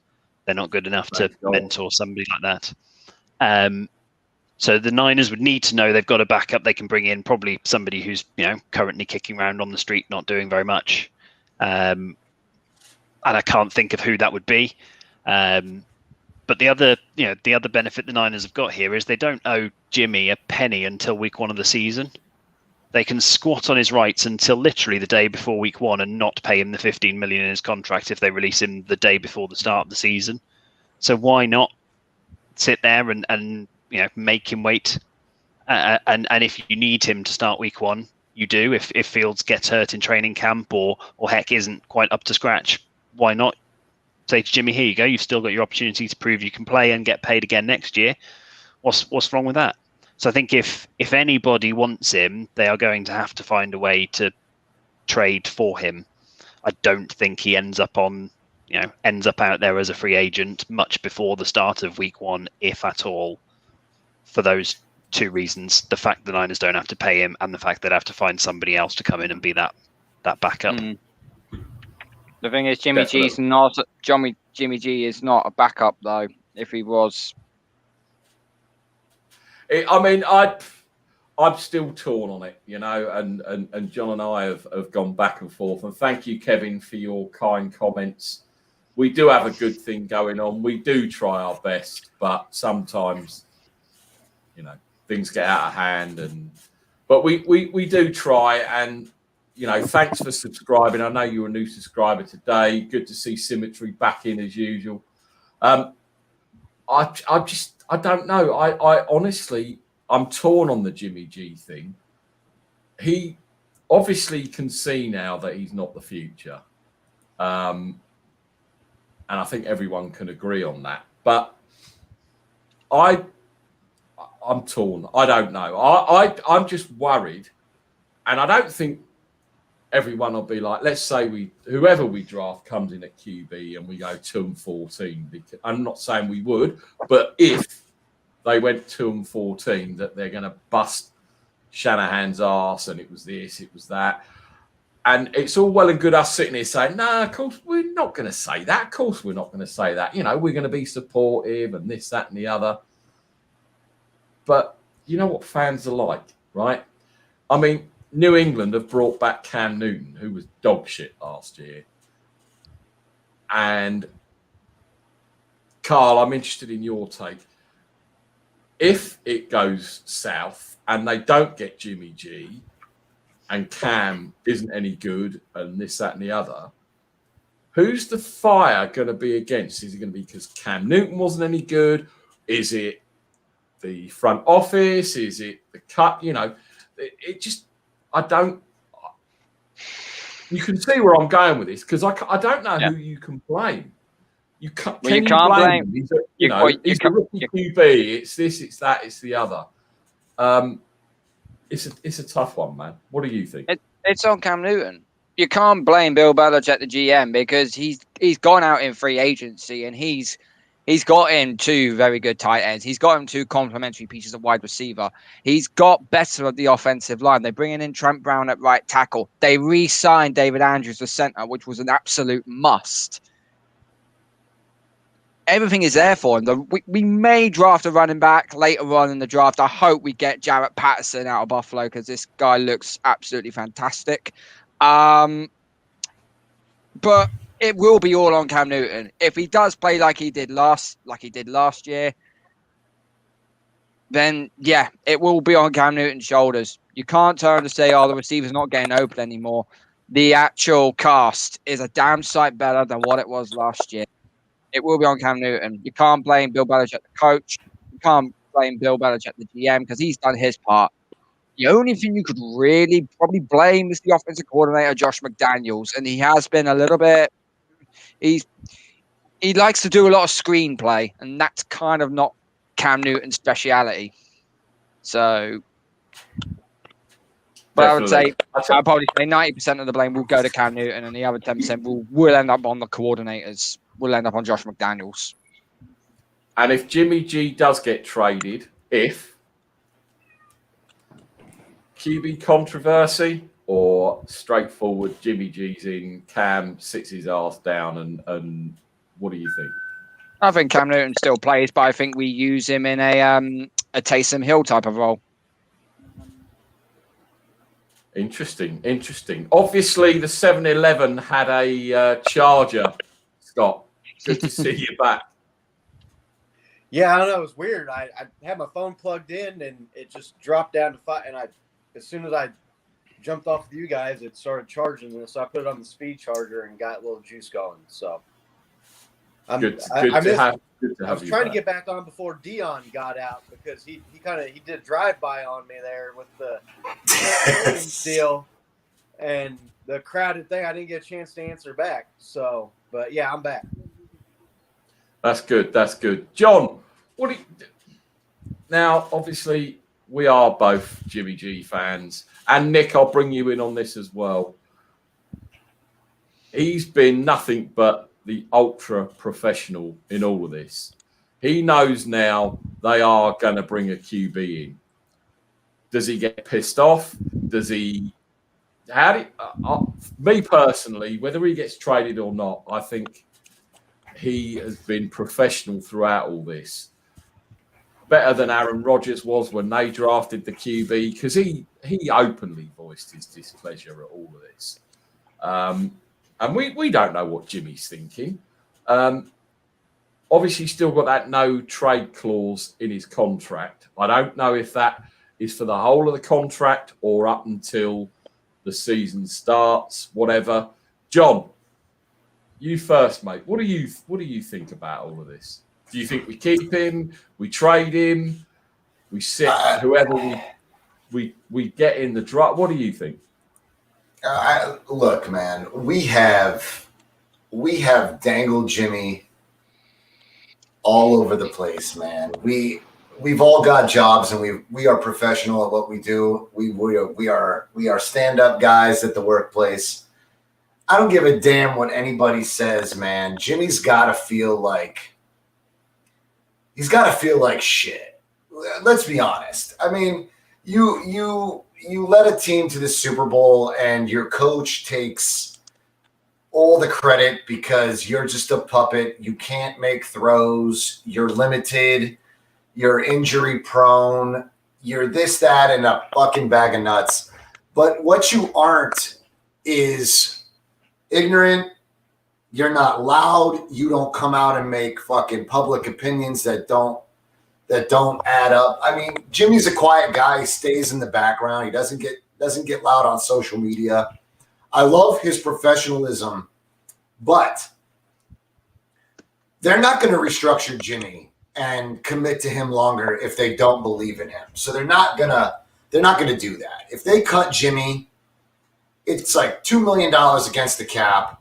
So you save money, you know, and you run with your rookie. The only problem I have with this is who is it going to be and what are the guarantees? Guys, we are stoked about getting a goddamn quarterback in the top 3, but we don't know who it's going to be. We have no proof that person's going to excel. What if we don't even win 9 games? What if we don't win 6? Or I mean, listen, if you're going to run it back with a rookie, there's no guarantees. There are no guarantees. I feel more confident running it back with Jimmy as the bridge guy, and let's see where it goes from there. I'm not gonna sit here and tell you that Jimmy likes it. I mean, Jimmy's got to feel a little bit. Look, you know, you guys haven't really been loyal to me. You know, the fan base is divided. You know, there are those of us that know that Jimmy's limited, and we accept that, and we're going to run it. We're gonna support him because that's our quarterback.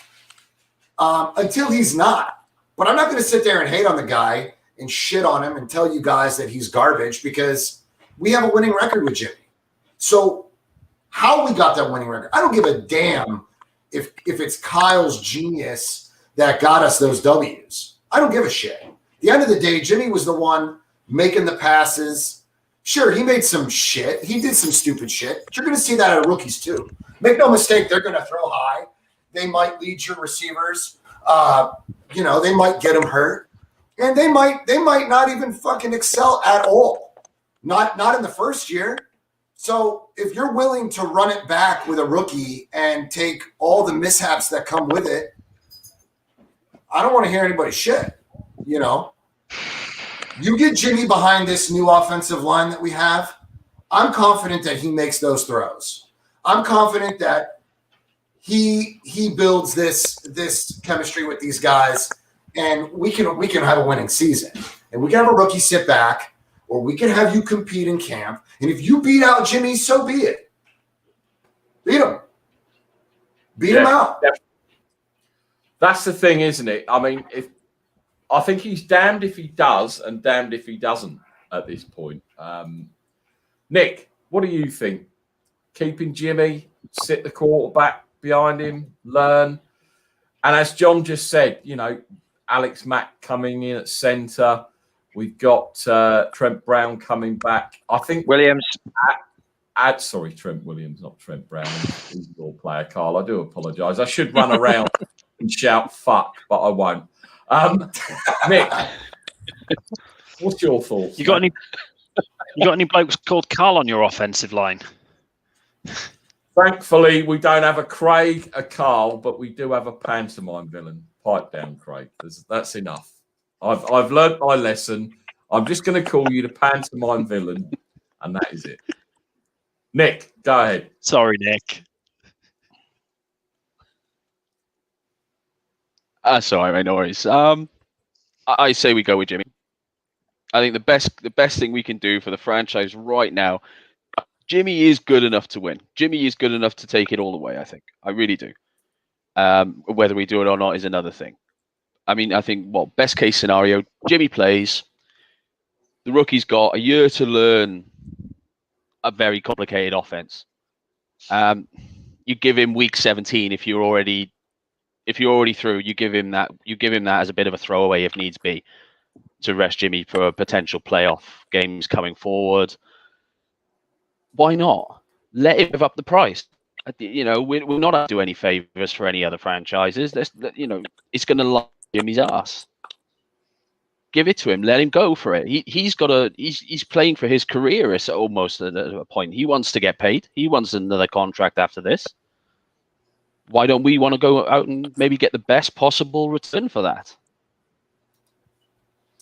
So yeah, I mean, you're right there, Nick, because the other thing to look at, of course, is if they trade Jimmy G or cut him or whatever, who the fuck's there then? You got a rookie QB and nobody. You know, we got rid of the deadwood in the QB room with Beffard going to the Jags. Snigger. And, you know, bring in Gardner Minshew. Well, I haven't seen it. Sorry, I haven't seen much from him to make me think that he's going to be any better than the two we've just let go. And it's great thinking, oh, shit, we're going to get Fields, we're going to get whoever. But if they get rid of Jimmy G, who the fuck else is going to help us out? And whoever we draft, you know, they could get beaten by McGlinchey and pancaked, and God forbid they get injured. Then what are you left with? Gardner Minshew. And then we're back in the same fucking position we were last year. I like Minshew. He can't be that bad, man. He's got to be better than Nick. He's got to be better than Beathard. I mean, he's got to be better than that. We got a bunch of one-year contracts. His mustache is better than Befford's. So sure it is. Listen, I'm not willing. I'm a little bit reluctant here to run it back with a rookie. We got a bunch of one-year deals going on, and we put a lot of our eggs in one basket this year, man.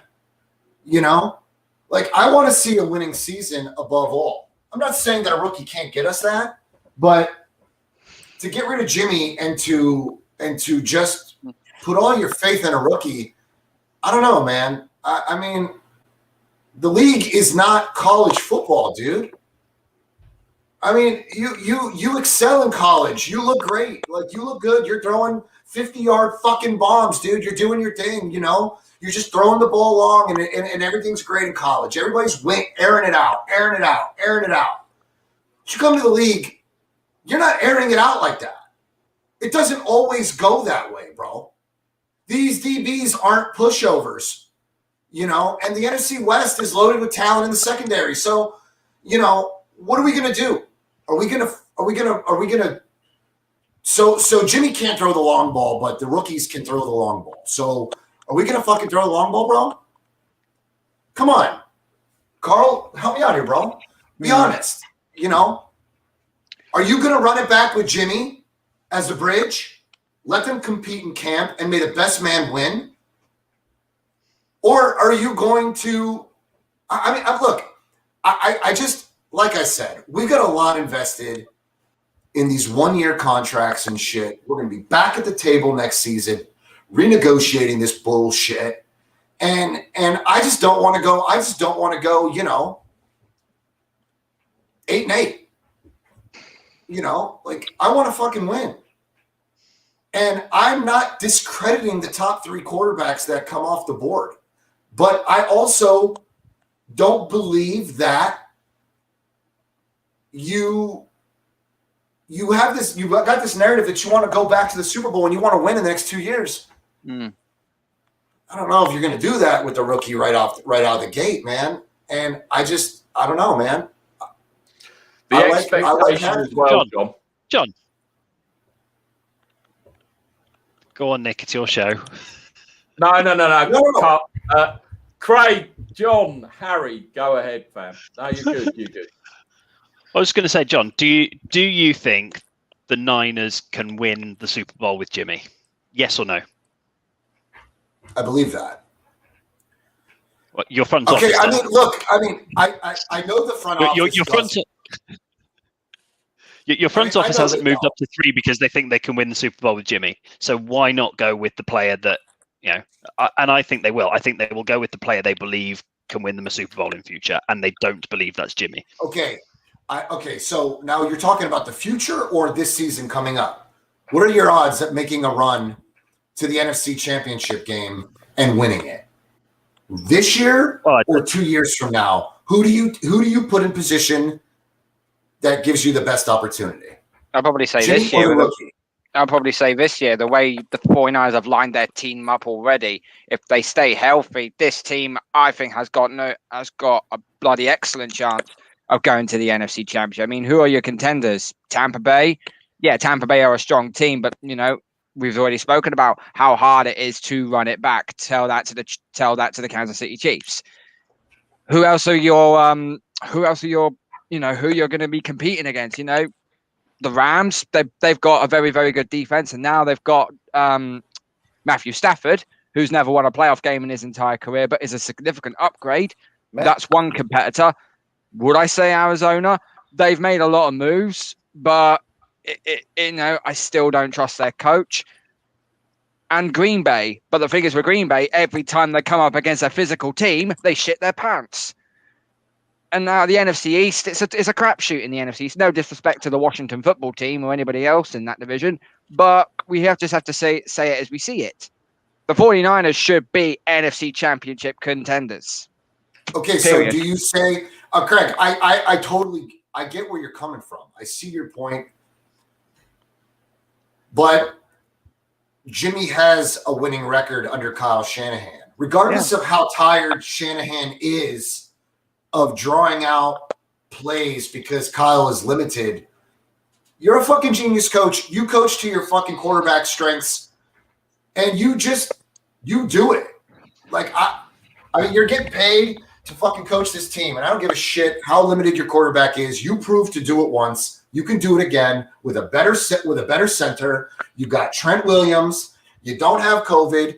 You have a better offensive line than the line you went to the Super Bowl with in the first place. So I don't see why you can't go to the NFC Championship this year with Jimmy Garoppolo.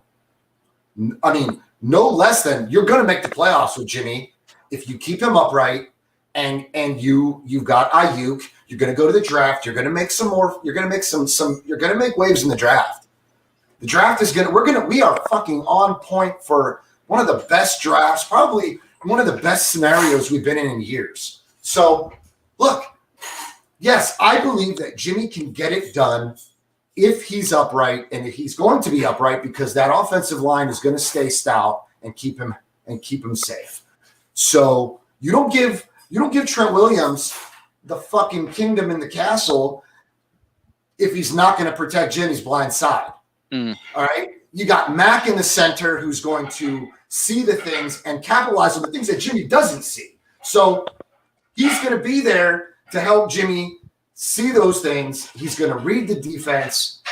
I think you're in a great position to run it back with Jimmy as a bridge and have your rookie behind him. And if Jimmy sucks, then put your rookie in. Let's see what you can do. But I'm still not going to tell you that a rookie can do it all. I don't know that any one of those rookies is going to run it back. So Not this year. So if you think Jimmy can take you to the Super Bowl this year, why would you not think he could take you to the Super Bowl in subsequent years? And then if that's the case, if that's the case, why did you give up all those picks in the future to move up to get a different quarterback? You play Jimmy G and go to the NFC Championship game or go to the Super Bowl and then bench him for what will essentially be a rookie quarterback because he would not have played at that point? No, you draft for your future. You're drafting for your future. Obviously they believe. He's okay. Look at it this way. Craig's right. The front office doesn't believe that Jimmy is the future here, but it doesn't mean that they don't believe that he can't do it this season. They've got a lot invested in this season. So are you putting it all in the hands of a rookie? But if he did it before and then he does it again next year, what makes you think he couldn't do it in years after that moving forward? It's not like he's 35 or 36 or 37 years old and he's at the end of his career. I think the thing is, I don't see how you bring Jimmy back and play him, because here's what happens. Best case scenario is for the 49ers is he sucks, but then you let him go for nothing.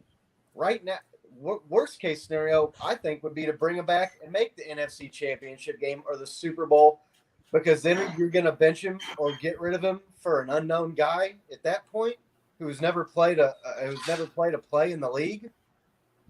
I don't know. I think you got to move Jimmy right now and get something for him and then roll with your rookie. And what's he worth right now? They've made him out to be a pile of shit.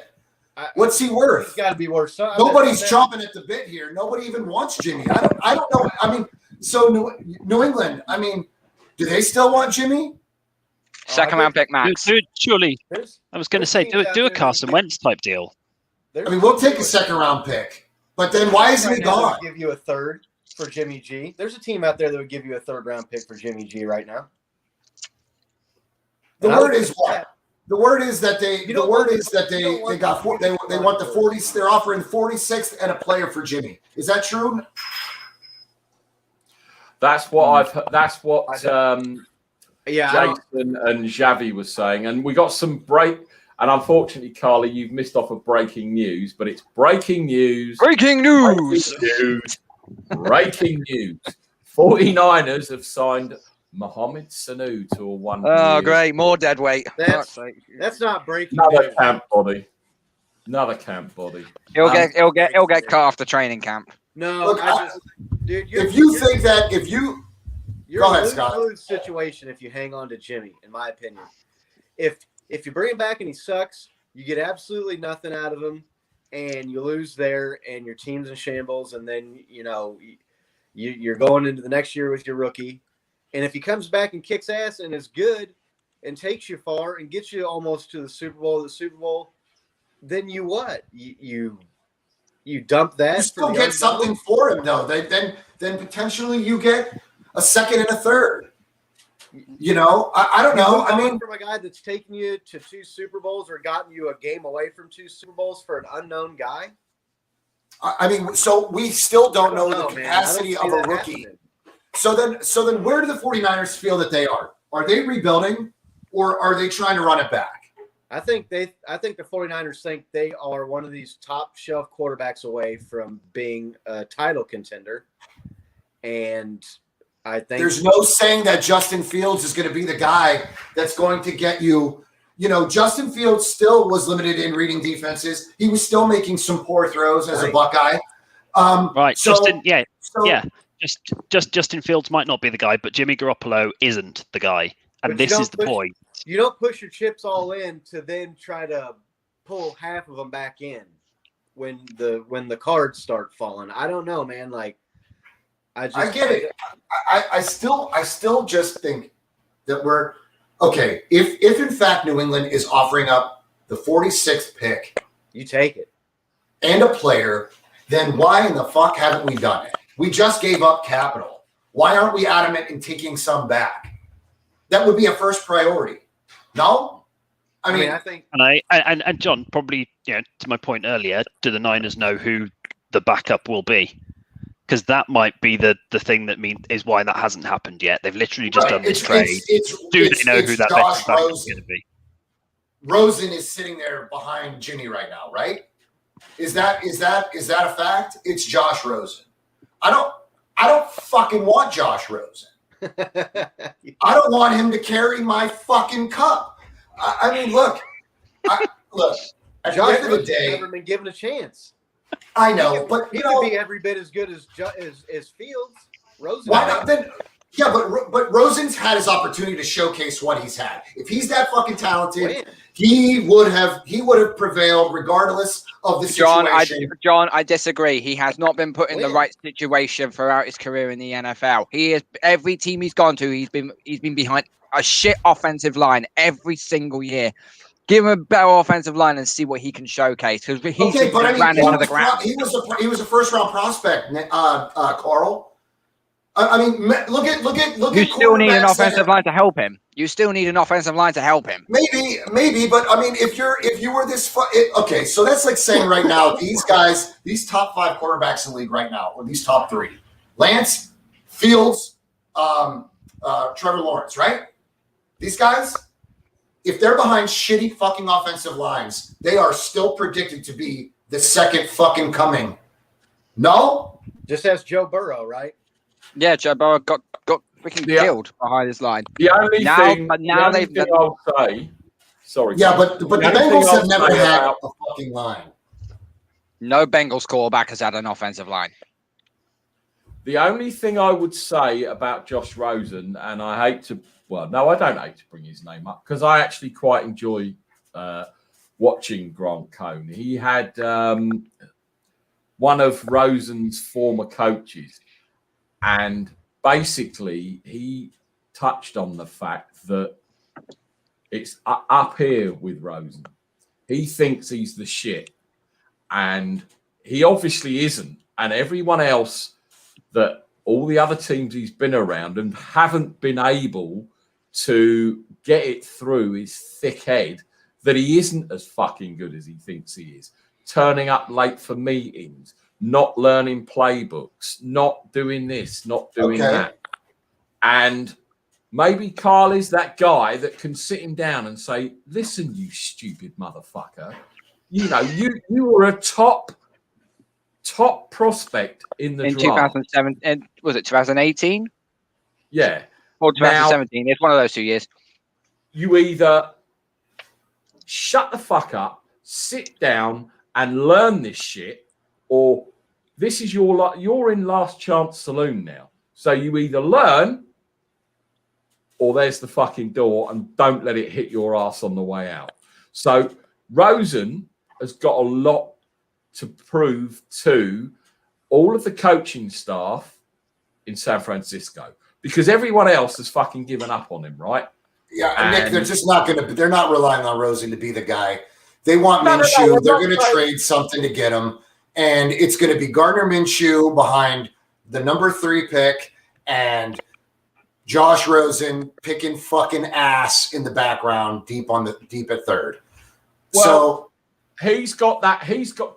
What I'm saying, John, is he has got that chance, right, to prove all of these former people wrong, that he can get his head down and learn. I'm not saying he's going to be number 2 or 3. You know, he could end up as being number 3, and if whoever's the starter goes down, he moves up a spot, etc.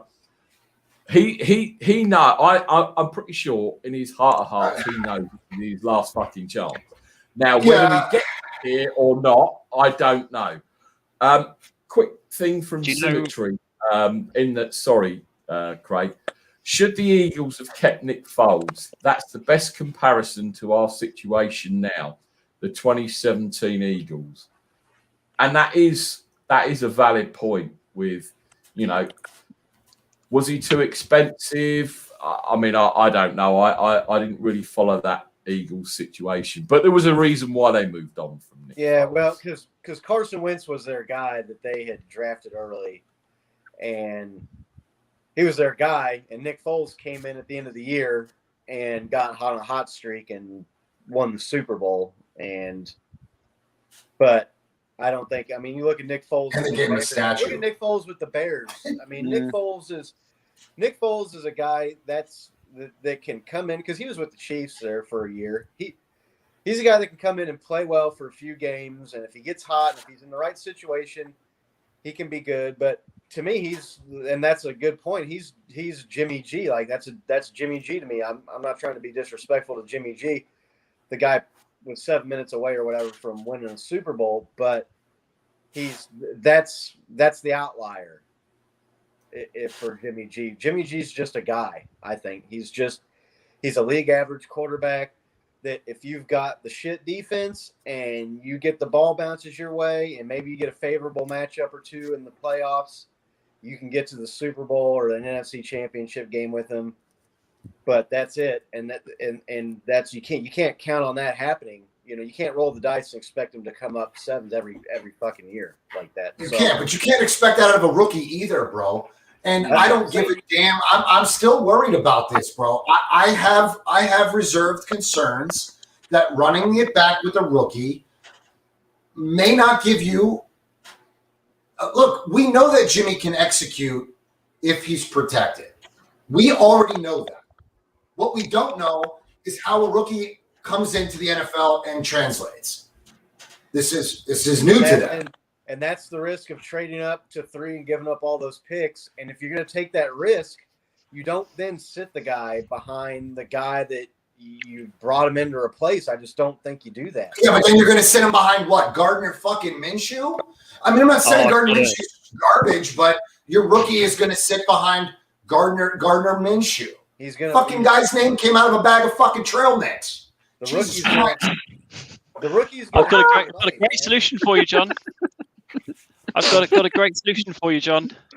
I've just did a quick Google on who the remaining free agent quarterbacks are, who's out there, and who might be a guy who we know. Don't depress my Saturday anymore after talking about Gardner fucking Minshew. But like, there's a good veteran who's shown time and again he's capable of mentoring young quarterbacks. He's been released from his previous side, but he says he wants to play one more year.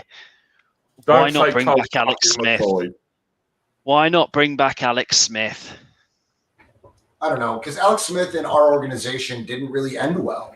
Alex Smith. But it's a whole different group now. Alex Smith got a third of a leg, though. Like, I don't. Yeah, that's another thing, too. Do you really want to fucking sit here and go like this every time there's pressure? I watched. He got cut. He got cut on his chin, and he bled out like the fucking river. And I almost passed out then. He came in and got this. He came in and got Washington to the playoffs in one of the most atrocious, abysmal, pathetic divisions we've seen in maybe my lifetime as a football fan. And Alex Smith, I love Alex Smith. Again, Nick and I have talked about this in the past. We love Alex. Alex Smith. I think Alex Smith came here and taught Kansas City, changed the culture, and turned Kansas City into a winner. And I still believe that if you looked at Patrick Mahomes that year, he had 50 fucking touchdowns and 5,000 yards. Still didn't get to the Super Bowl because of the fucking defense. The next year, they brought in Frank Clark. They brought in Honey Badger. They got the defense going. I think you could have won the Super Bowl with Alex Smith if you had that good of a defense. So I'm not trying to shit on Alex Smith. But after the injury and with the situation with his leg, he's not a starting quarterback in the NFL for a legit. No, but Craig's not wrong though either, Scott. I mean, it's a good veteran presence. I just don't know that the relationship.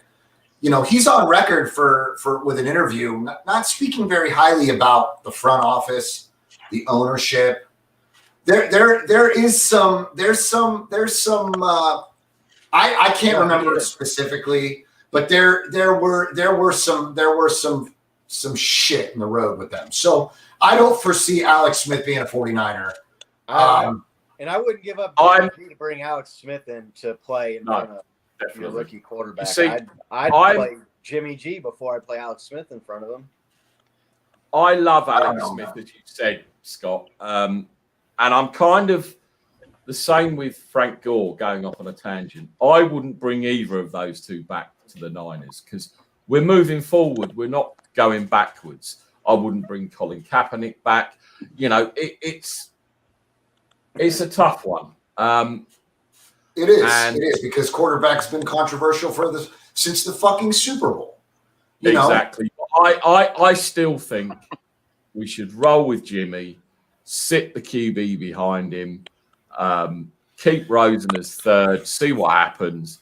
I'm not saying Minshew is garbage, but it just doesn't excite me. It's one of these things that, you know, it's one of these fad players, you know, where all of a sudden, like that guy who came in when Goff went down with his fucked thumb. Oh, was it Waldorf? Oh, sorry, Wolford, wherever his name is. I don't know. Whatever his fucking name is. And all of a sudden, you know, oh, fucking hell, he's better than Goff. We're going to do this, we're going to do that. And then, fuck me, they traded for, Jesus, what's his name? Stafford. The guy from Detroit, Stafford. So it's, Stafford. Yeah. I still want to see Jimmy G behind So center with this line. is Jimmy G and a potential swap for Cam Newton a possibility, Carl? No. No. They wouldn't do it, No. right? No. I don't. So no, why I the don't. fuck would they give up? Why would the fuck would they give a second round pick and a player for him? Because Bill Belichick That's the- loves the guy. Bill Belichick drafted him. He wanted him Belichick- to be. He wanted him to be Brady's successor. Bill And that was the Belichick- only. I mean, Bill what the Belichick fuck would does that trade matter? Cam Newton for Jimmy G right now, but the 49ers are not going to trade Jimmy G for Cam Newton. That's the deal. Belichick would. They fucking Now, better not do. Now, if you trade now, say if you take the second round pick and say, I don't know, Stephon Gilmore, would that entice the offer?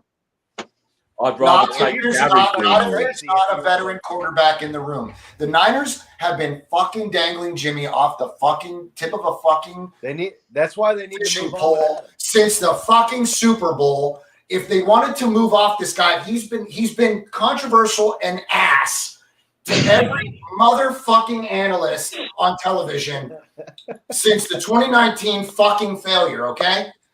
The only thing keeping San Francisco from holding on to Jimmy is the fact that they don't have someone to replace him. Josh fucking Rosen is not their option. Your guy you So- drafted 3 is your option. Who? That's why you got up there. Okay, so then San Francisco's rebuilding, right? No. So we're starting from the bottom. No, I think I think that if you move up to 3, you think you're going to get a guy that can come in, and maybe he's not Super Bowl champion the first year, but look at it this way: the Chiefs brought in Patrick Mahomes and sat him behind Alex Smith for a year, and Patrick Mahomes is a good dude, and he said all the right things, and Andy Reid has said all the right things about how much he learned in that year sitting behind Alex Smith. I think it's pretty fucking obvious that Patrick Mahomes would have balled out if he would have played that first year, right? You think he would have been mediocre or sucked if he didn't sit for that year? No. Yeah, but we're saying it, because No, we've you already had a understand. sample size. Scott, we've seen what he can do. So it's easy to go back and say, oh, yeah, if he started his first year, he would have been awesome. He would. Yeah. Yeah, because we already know he's fucking awesome. And that makes me want to vomit. But the fact of the matter remains is we already know what he is. We don't know what Trey Lance is going to be. We don't know what Justin Fields is going to be. We don't know. You don't know, but You you don't. traded up to get him, and you got to put him out there, and you put your chips in the middle of the table. You got to let the Hey. cards fall, and you got to Hey, see Steve, if you got. That's the hand. problem when. Go on, Kid. Go on, Nick. That scares me, throwing him out there. It really does. I'm not saying, if Jimmy G stinks the place up a bit like, I don't think, the Miami QB. Oh, God, what's Tua. his name? No, the other one, the cool guy that I really Oh, like. Fitzmagic. Fitzpatrick. Fitzmagic. When they made that switch from Fitzmagic to Tua, everyone was scratching their head like, what the fuck? And I don't think Tua really balled out. I think next year he's going to progress more. Yeah, he played well, but it wasn't the jump that I think a lot of people thought it was going to be. And again, that could happen with whoever the Niners pick. If Jimmy G stays or Minshew comes in and start, whoever does this, that I get what you're saying, Scott, that they've got to put, they're investing in the future, but is the future now? That's my point. And yes, Mahomes. No, maybe you're right. Maybe you're right. Maybe this year is not a priority to make it to the NFC Championship game. But, all this fucking money that you invested in your left tackle, the shit that you went through to get a center, the moves that you're making to trade up to number 3, it tells me that you're not exactly just sitting back taking your time. You want to get back to the Super Bowl, and you want to do that as fast as possible. Those moves indicate to me that they're ready now, and that they've got a guy that they've targeted that they think that they can get, or there's 2 guys that they know that if they get are going to be ready to go, and you get them some offensive line help, and you set the table for the guy so that he can come out and play. That's the way I look at it. I don't. Yeah, but what if you don't make the throws, Scott? 4 years. What if you don't make the throws? Then you shouldn't have traded up for the guy. One of these guys is bound to be a bust. Can we agree? And that's the game. Greg? We'll go through the quarterbacks. That's the gamble, man. Go through that plethora of quarterbacks that big crop. So you had the likes of Baker Mayfield, you had Sam Darnold, you had Josh Rosen, you had Josh Allen as well. Really, the only one at this minute in time you could turn around and say has actually ascended up to the top is Josh Allen. Baker Mayfield, there is still a question mark over him, but he did improve last year.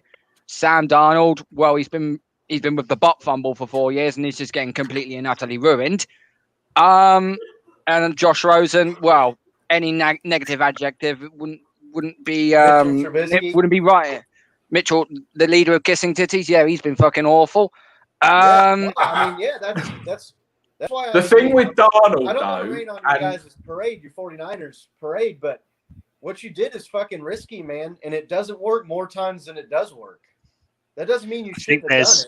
That doesn't mean you shouldn't have done it. But now, Scott, you and I have been on the same side a lot today, right? But you're wrong on that one, and here's why. We talk about Sam Darnold, Mitch Trubisky, yeah. Who have they actually had around them that's got any ounce of talent on the rest of those rosters? Nobody. Well, they had Adam. Well, for the Bears, they did have Adam Robinson. Mostly. All right, one player. Whoop-de-doo. We can name one guy. The Niners roster is a pretty decent looking squad, right? And this is where, and again, some of the guys we're talking about in terms of the rookies who don't perform.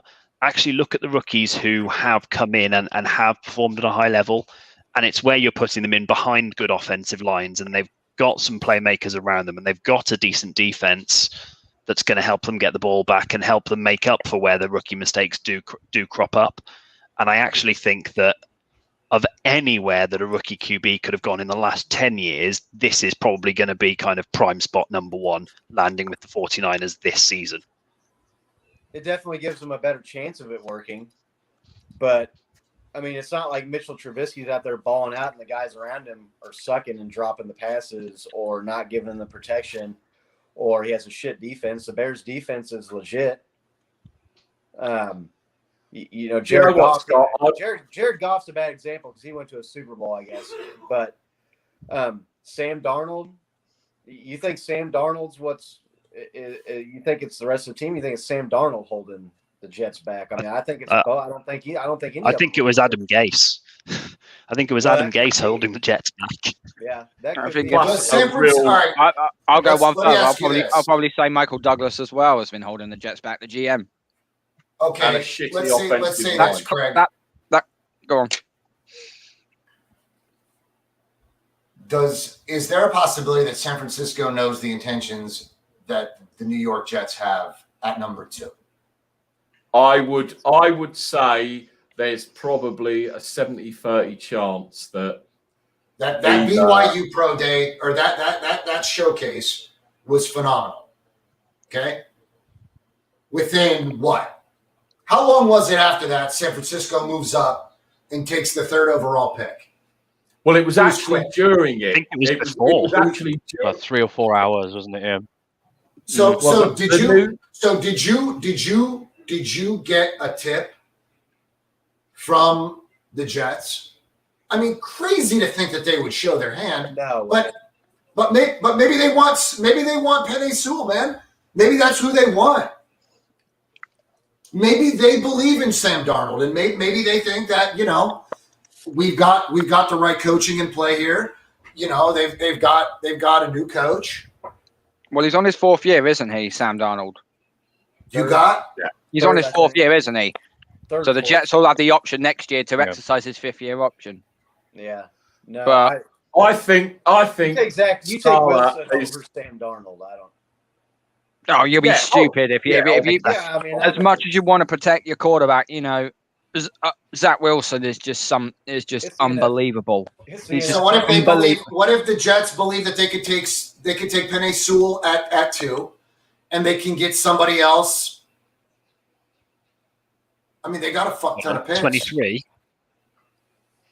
Well, they'd end up having to trade 23, 34, probably next year's first rounder to come back up. Yeah, they're going to end up having to be above 15. Look at the Bears. Look what the Bears were willing to give up to get. I think.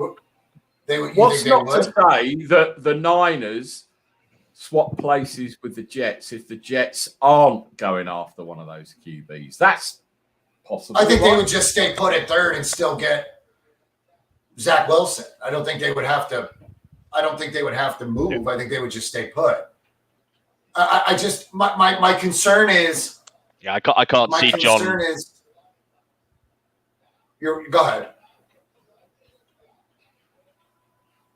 I know I can't see John Lynch falling for his own trick that he pulled on the Bears. Oh, Nick. So yeah. I look. Do you guys have? Yeah, can you hear me? Any idea? Do you have any idea? You're on a bit slow. Is it outside of the realm of possibility that John Lynch knows the intentions of where the Jets are going with the 2nd pick? I don't think so. I think most people know where the Jets are going. So they want Justin Fields. That's it. They want either Mac Jones or Justin Fields. That's what they gave up the capital for, was Justin Fields. Knowing that there's a chance that Justin Fields could fall, why wouldn't they just try to trade up with Atlanta? Because I don't think that you could take that risk. Miami were never picking at 3. Miami were never going to pick at 3. That was always, if you want somebody, that's the spot to get to. And Miami will have been selling hard we think Atlanta's going to take a quarterback. So if you want a quarterback, you've got to come and deal with us. Yeah, the two first. Or New England or somebody else. That was the thing. But the Jets have to build the O-line. They got to build the line. They got to start building the trench. They got to start building somewhere, guys. There is offensive tackles to the later rounds of the first round, and if they wanted to climb up into the mids to get say Darisaw, then they can do, because they have got the pick. They have got the picks for it. And if I want to believe they can sit there at 23 and take a Cosme or an Eichenberg or a Walker Little or whoever they like, quite frankly. Don't say Walker Little, because don't say Walker Little. Why would you pass on Penei Sewell? Why would you pass on Penei Sewell? Because you believe that Arnold, you just trade out of that 2nd spot, and you get a haul like the Dolphins just got. And then you get your guy later in the first round. You move back a little bit, add another couple picks for down the road, and it doesn't do you any good to pick 2. Something tells me that San Francisco made this move, Scott and Craig. This goes to both of you guys. I believe that they made this jump specifically for Zach Wilson.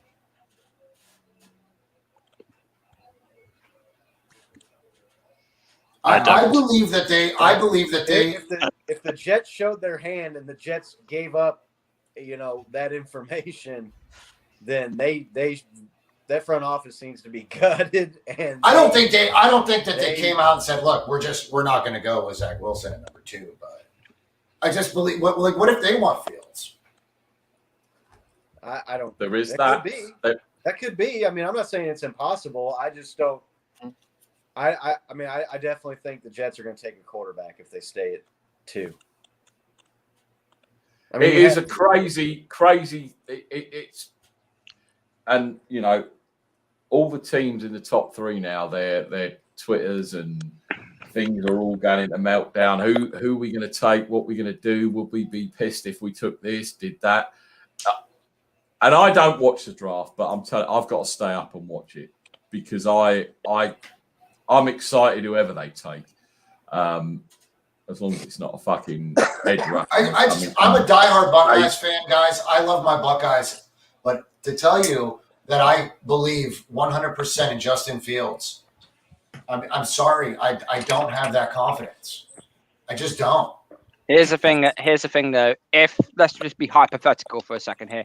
If the Jets do end up taking Penei Sewell, the offensive tackle, the 49ers then pretty much hit gold, basically on what decisions they do. They'll go for Zach Wilson or Justin Fields or Trey Lance. Whoever sits at 4, they're going to have an option of going for say, hypothetically, Trey Lance and Justin Fields at 4. They're going to be in a brilliant position there. I just think right now the Jets, they can't continue to keep on screwing up a draft pick every single time. And this particular one as well. Robert Saleh, a new head coach. He wants to make his mark. He wants to stamp his authority on that franchise. What better way to do it than get one of the hottest quarterback prospects we've seen for quite some time? And let's remember as well alongside. But what if Mike LaFleur believes that he can get the best out of Donald? If Mike LaFleur believes he can get the best out of Donald, he can get more out of Wilson. Yeah. Okay. That's whoever on the money there. I won't disagree with you, Craig. That's a good point. But what if they want Fields? What if they want Fields? They might. I don't believe they will. I think if San Francisco makes the jump to 3rd because they believe that Fields is worth it. I don't know, man. I don't know. Who's the better quarterback in your opinion? Zach Wilson or Justin Fields? Zach Wilson. Zach Wilson. I mean, was Justin Fields projected to go in the top 3? Already know my feelings. Weren't they saying that he would fall later in the draft, later in the first round? He was projected to go around about the top 10, although at one point, someone on their draft board said they were going to fall to us at 15. I was like, nah, that's not going to happen. So what the fuck are we doing running up the fucking chain to 3rd? Because if you don't, the value on the problem is the value on quarterbacks. Right? The value on quarterbacks is always higher than the value on anything else. There is very, very rarely a group like this group. Yeah, you take the top five quarterbacks in this group, and look back over the last 10 years, and they are probably 5 of the 7 or 8 best.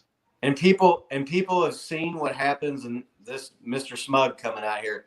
People saw what happened with Patrick Mahomes, and people saw what happened with Deshaun Watson. And they're not going to let teams that need a quarterback aren't going to let these top quarterback prospects fall. You're not going to take the risk. But yeah, I get it. You want to have the board in front of you. Skyrocketed. It's like it's a bull market on quarterbacks right now, and so teams have seen what's happened with Deshaun Watson and Patrick Mahomes and Josh Allen, and they are scrambling to get as high as you can to get one of these guys because teams realize and teams see that you got to have one of those guys to have a chance. And the only way to guarantee that you can't sit there at 10 or 12 anymore. You can't do what the Chiefs did and wait and trade up to 10 and get Patrick Mahomes. You're not going to sit there and wait and get Fields or Wilson or one of these guys, Jones, at 10, 11, 12. It's just not going to happen. If you want to guarantee one thing I want to one, you've got to get up in the top 2 or 3 or 4 picks. Couple of things before we wrap up, and I just want to throw this out there. And I've seen it on Twitter. We'll start with Nick and then John, Craig, Scott, and finish with Carl. What do you think the Niners will give up that third overall pick for Deshaun Watson with nothing else guaranteed, nothing else happening? They give up the third overall pick and get Deshaun Watson from the Texans. Nick, what say you?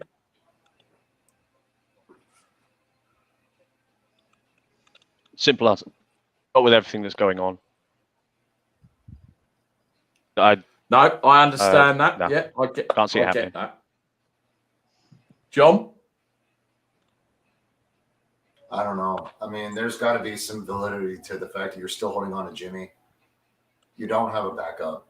You took the third overall.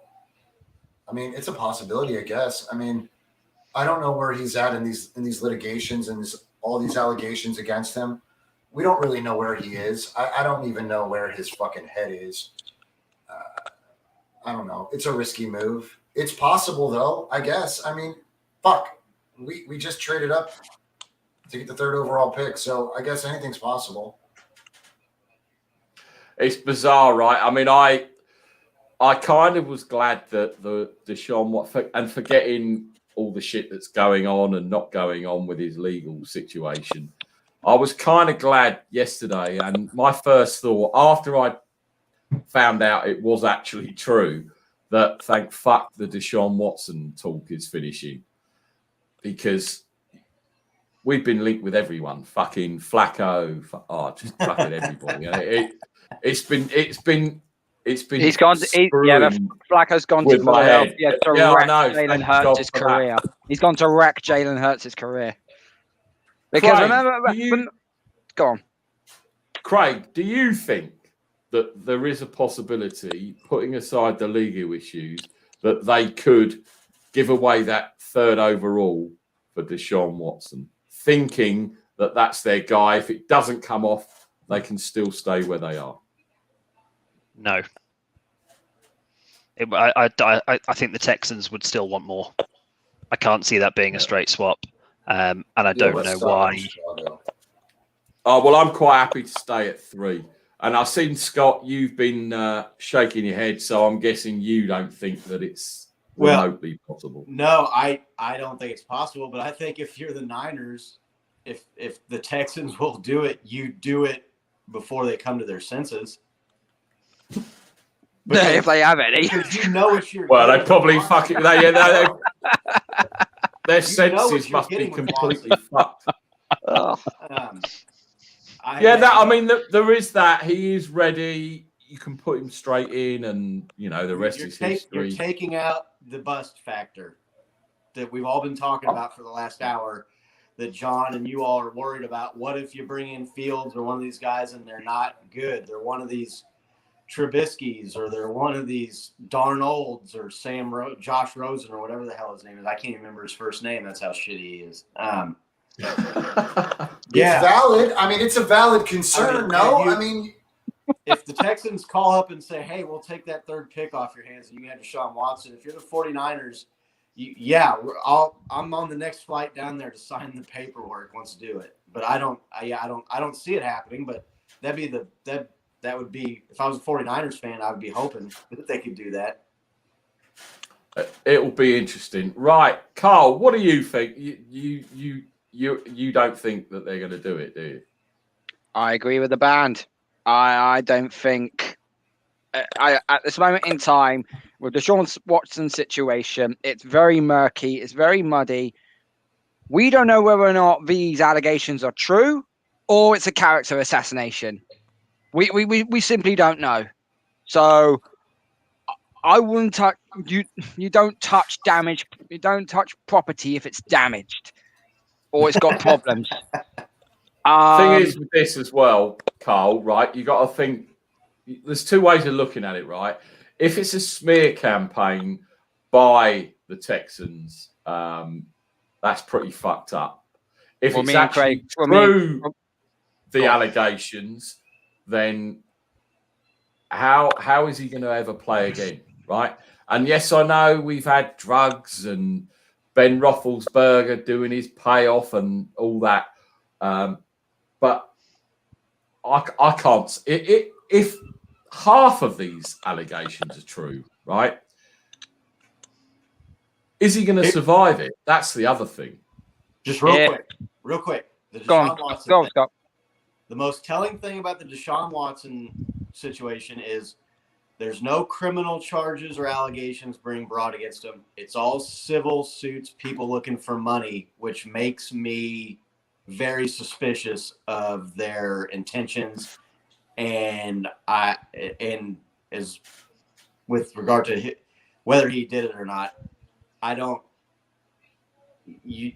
just don't see him doing all that, and no criminal stuff's being brought against him. To me, it looks like people just looking for money. That's my. So you think this is complete? So I think you that's think this, not. Go on, Craig. Well, I was just going to say, so far, the lawyer has said they are talking to the police department and sharing evidence as things come in and all the rest of it. So, yeah, I mean, there's probably still, that could take another step forward. But you're right, that is where it is at the moment. Yeah, at the moment, that's what makes me think. So I'm not that worried about it if I'm the Texans or the 49ers. But at this moment in time, if these allegations do turn out to be true, then the NFL is going to lose probably one of its most talented players in a long, long time. But if these allegations turn out to be false and it's all just not a load of lies, but it's all been covered up, then basically it'll all fall on Cal McNair and Jack Easterby. And if that does end up happening, they will have to sell the franchise. Oh, yeah, and if they don't, and if they don't, Roger Goodell should order them to, because that is just simply, Deshaun Watson said, "No, I want out," and they've just basically they've pulled him by the scruff of his jersey and say, "Nope, you ain't going anywhere." If they have resorted to doing this in order to keep him, then no, you don't deserve. You don't deserve to have a franchise. Period. Conspiracies in the NFL. Oh, that would be bigger than anything, and it would become a fucking war, dude. Because you're going to bring in all sorts of allegations against the franchise and the ownership, and it will be bad. I can't see him doing that. There's so many women coming forward, and there's so little. If there was evidence backing up these alleged harassments, we would already be in court. We would know of a court date. We would know about fucking potential charges. This is still going on almost 1 month of a bunch of fucking rumors from Twitter and nothing holding fucking water. So, Nick, to come back to your original point, did the 49ers make the jump because they heard through the grapevine that there was some fucking light coming through the tunnel on the Watson allegations? Maybe they're hearing that this shit's going to come to a resolve, so they make that jump. But you got to remember, Chicago was also going all in on Russell with a fuck ton of capital. Why didn't they jump? They weren't interested in the top 3 quarterbacks, or they weren't interested. The last time they jumped, they completely botched it. They did. And thank you very much for. We got Bosa because of that shit. And here's the thing, though. It's not like the Bears were sitting at, 22 and they moved up to 3. They were sitting at 3 and they moved up to 2. I love the Bears. I love the Bears for that shit. Right, I love them for it too.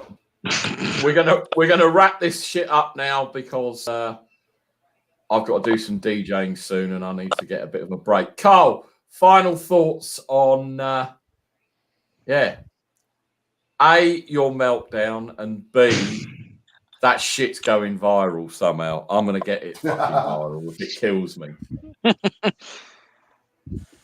Anybody who hasn't watched my channel, 2 Feet in Bounds, there's a video that I posted last night regarding the 49ers trade up, and the first 5-6 seconds just basically says it all. Give it a watch, put your comments down, and just tell me what you think of it. But no, well done to the 49ers. Trade up to number 3. You're gonna get it looks like now you're gonna get someone like Justin Fields or Trey Lance. Yeah, fair play to you. And as for my team, we better start making a move very, very quickly. Otherwise, we're just crossing our fingers that Cam Newton actually turns into fucking Superman all of a sudden. Yeah, more like super fucking grand. Carl, I would have reproduced your first 6 seconds, but the only ball I own is Frank Gore's TD ball from when the Niners played the Jags at Wembley, and I'm not scratching that shit. Well, But this is only a junior. It's only a junior size ball, and they're probably what 10, 15 pound in Argos, I believe. Yeah, so but I'm not wasting 15 quid just to throw it at a fucking sofa. Come on. I've got more important things to worry about. You can throw you can throw your Nick Bosa jersey for all I fucking care. Yeah, but he'd catch it, intercept it, and almost score a fucking touchdown. That's the difference. Nick, it's been great having you on. What's your final thoughts? Thank you very much. Honestly, I'm still sort of a bit about getting this number 3 pick, but oh man, go for it. We could be looking at success now for a few years. It's the future's bright, and I'm still excited about it. John? I'm happy. I'm really happy. I'm just nervous at the same time. I just have some concerns. That's all. And I mean, I think they're valid. I mean, I know it seems a bit premature, but I think it just depends on who it is. You know, I think I would feel more comfortable if I knew we had a shot at Zach Wilson. Like if it was as solid as the Jags taking Lawrence. Like I wish we knew. That's the thing as well. We got to wait. You know, the anticipation is going to kill everyone, and we're still going to argue about who it's going to be, and there's going to be film put out, and it's just going to be. I mean, a lot of it matters too, Nick. Is who's our backup? Like, who is in the quarterback room? Who's behind the rookie? Yeah, it ain't going to be Josh. It ain't going to be Josh Rose. I still think they keep Jimmy G. I still think they will. They don't really. I mean, that's like shooting yourself in the foot, Nick. They could still free up a fuck ton of money. Well, yeah, they could. I mean, so we have to look at it from both sides of the coin, man. Yeah. We'll see, definitely. Craig, now I know you're stepping away from us for a few weeks because you've got shit to do. So, thank you very much for coming on as ever and giving us your insight. And B, whenever you're ready to come back, all you got to do is hit me up on the DMs and we'll bring you in, obviously. What's your final thoughts? Yeah, thank you for having me these last couple of months or so. It's been really good fun. Really good to get to know you all. And yeah, I'll be back the Saturday before the draft. I will be back. So get that in the. Let's get that one in the diary right now. In the meantime, you know where I am, ukdraft.co.uk, for all the mock drafts and all that sort of stuff. And equally, you guys all know where I am on Twitter, and it's on the screen in front of you. Final takeaway, I think as everybody said, it's a great move for a team that knows it's got a good roster and is a piece away from really wanting to make a sustained Super Bowl push. I think it was a really good decision. A lot to give up. Got to make sure you get it right. But I believe in the guys at the top of this quarterback class, and I know a lot of other people do as well. So I think hopefully we're all talking in hopefully you are all talking in 5 years' time about how great it's been. Obviously, I'd love to see you in an NFC Championship game against the Falcons, then us go on and win the Super Bowl. and we can keep battling it out for a number of years, and that's absolutely fine by me. But yeah, I think it's a really good move. Awesome. It's been great having you on. As I say, we'll book you in for that show.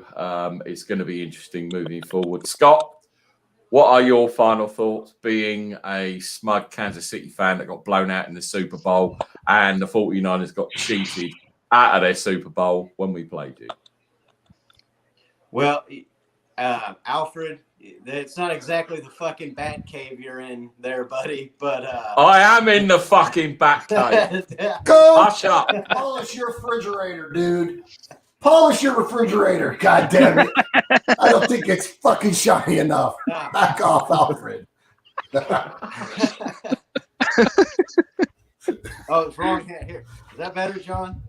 That's better. That's better. I can see your reflection, God Is damn that it. what the flex is burning out your retinas? Is it? No, this is where the Charger's at. So I'm up in the kitchen now. I'm out of my bunker down in the basement. So Carl, as your video was funny as shit, and you might want to consider just leaving the mask on from now on. I don't know. It was a pretty good look for you. Nick, good to see you. Nice to meet you, buddy. Got the second best tight end in the NFL's jersey on there. John V. I'm coming out there. I think you'll find this is Mr. Clark. That's Clark's jersey, bro. You know, the catch. Oh, okay, This is Dwight Clark, man. The catch. The catch. Honestly, the catch. Yes, sir. the Thank you, catch. The catch. Not a Kelsey fluke. The catch. John V, I'm gonna be out there, man. I don't know if you're ready or not, but you coming this way, huh, brother? You got the Kansas City Royals. I'm coming out to the land, so I'm gonna check it out.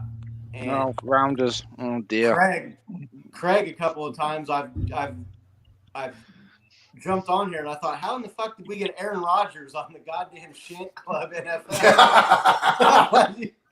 We got Jesse Sapolo and Aaron Rodgers.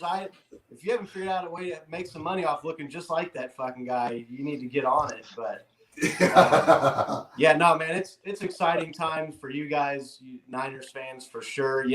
Are you going to get the next Patrick Mahomes, Deshaun Watson, or are you going to get the next Mitchell Trubisky, Ryan Leaf? You just don't know, man. It's the highs and the lows, bro. So I'm a nervous wreck. Scott, do you know what? I wish your fucking phone had died and your charger was fucked after saying it. I'm not going to lie, brother. I'm not going to lie. But yeah, no, talking with you guys, like always, it's a lot of fun. I look forward to it every week, and I guess we'll holler at you next Saturday. Definitely, we're going to stay on every Saturday. We're going to find stuff to talk about, even if it's, I don't know, films or. I've got a good idea actually. If anyone has got any sports memorabilia, we could do a show and tell.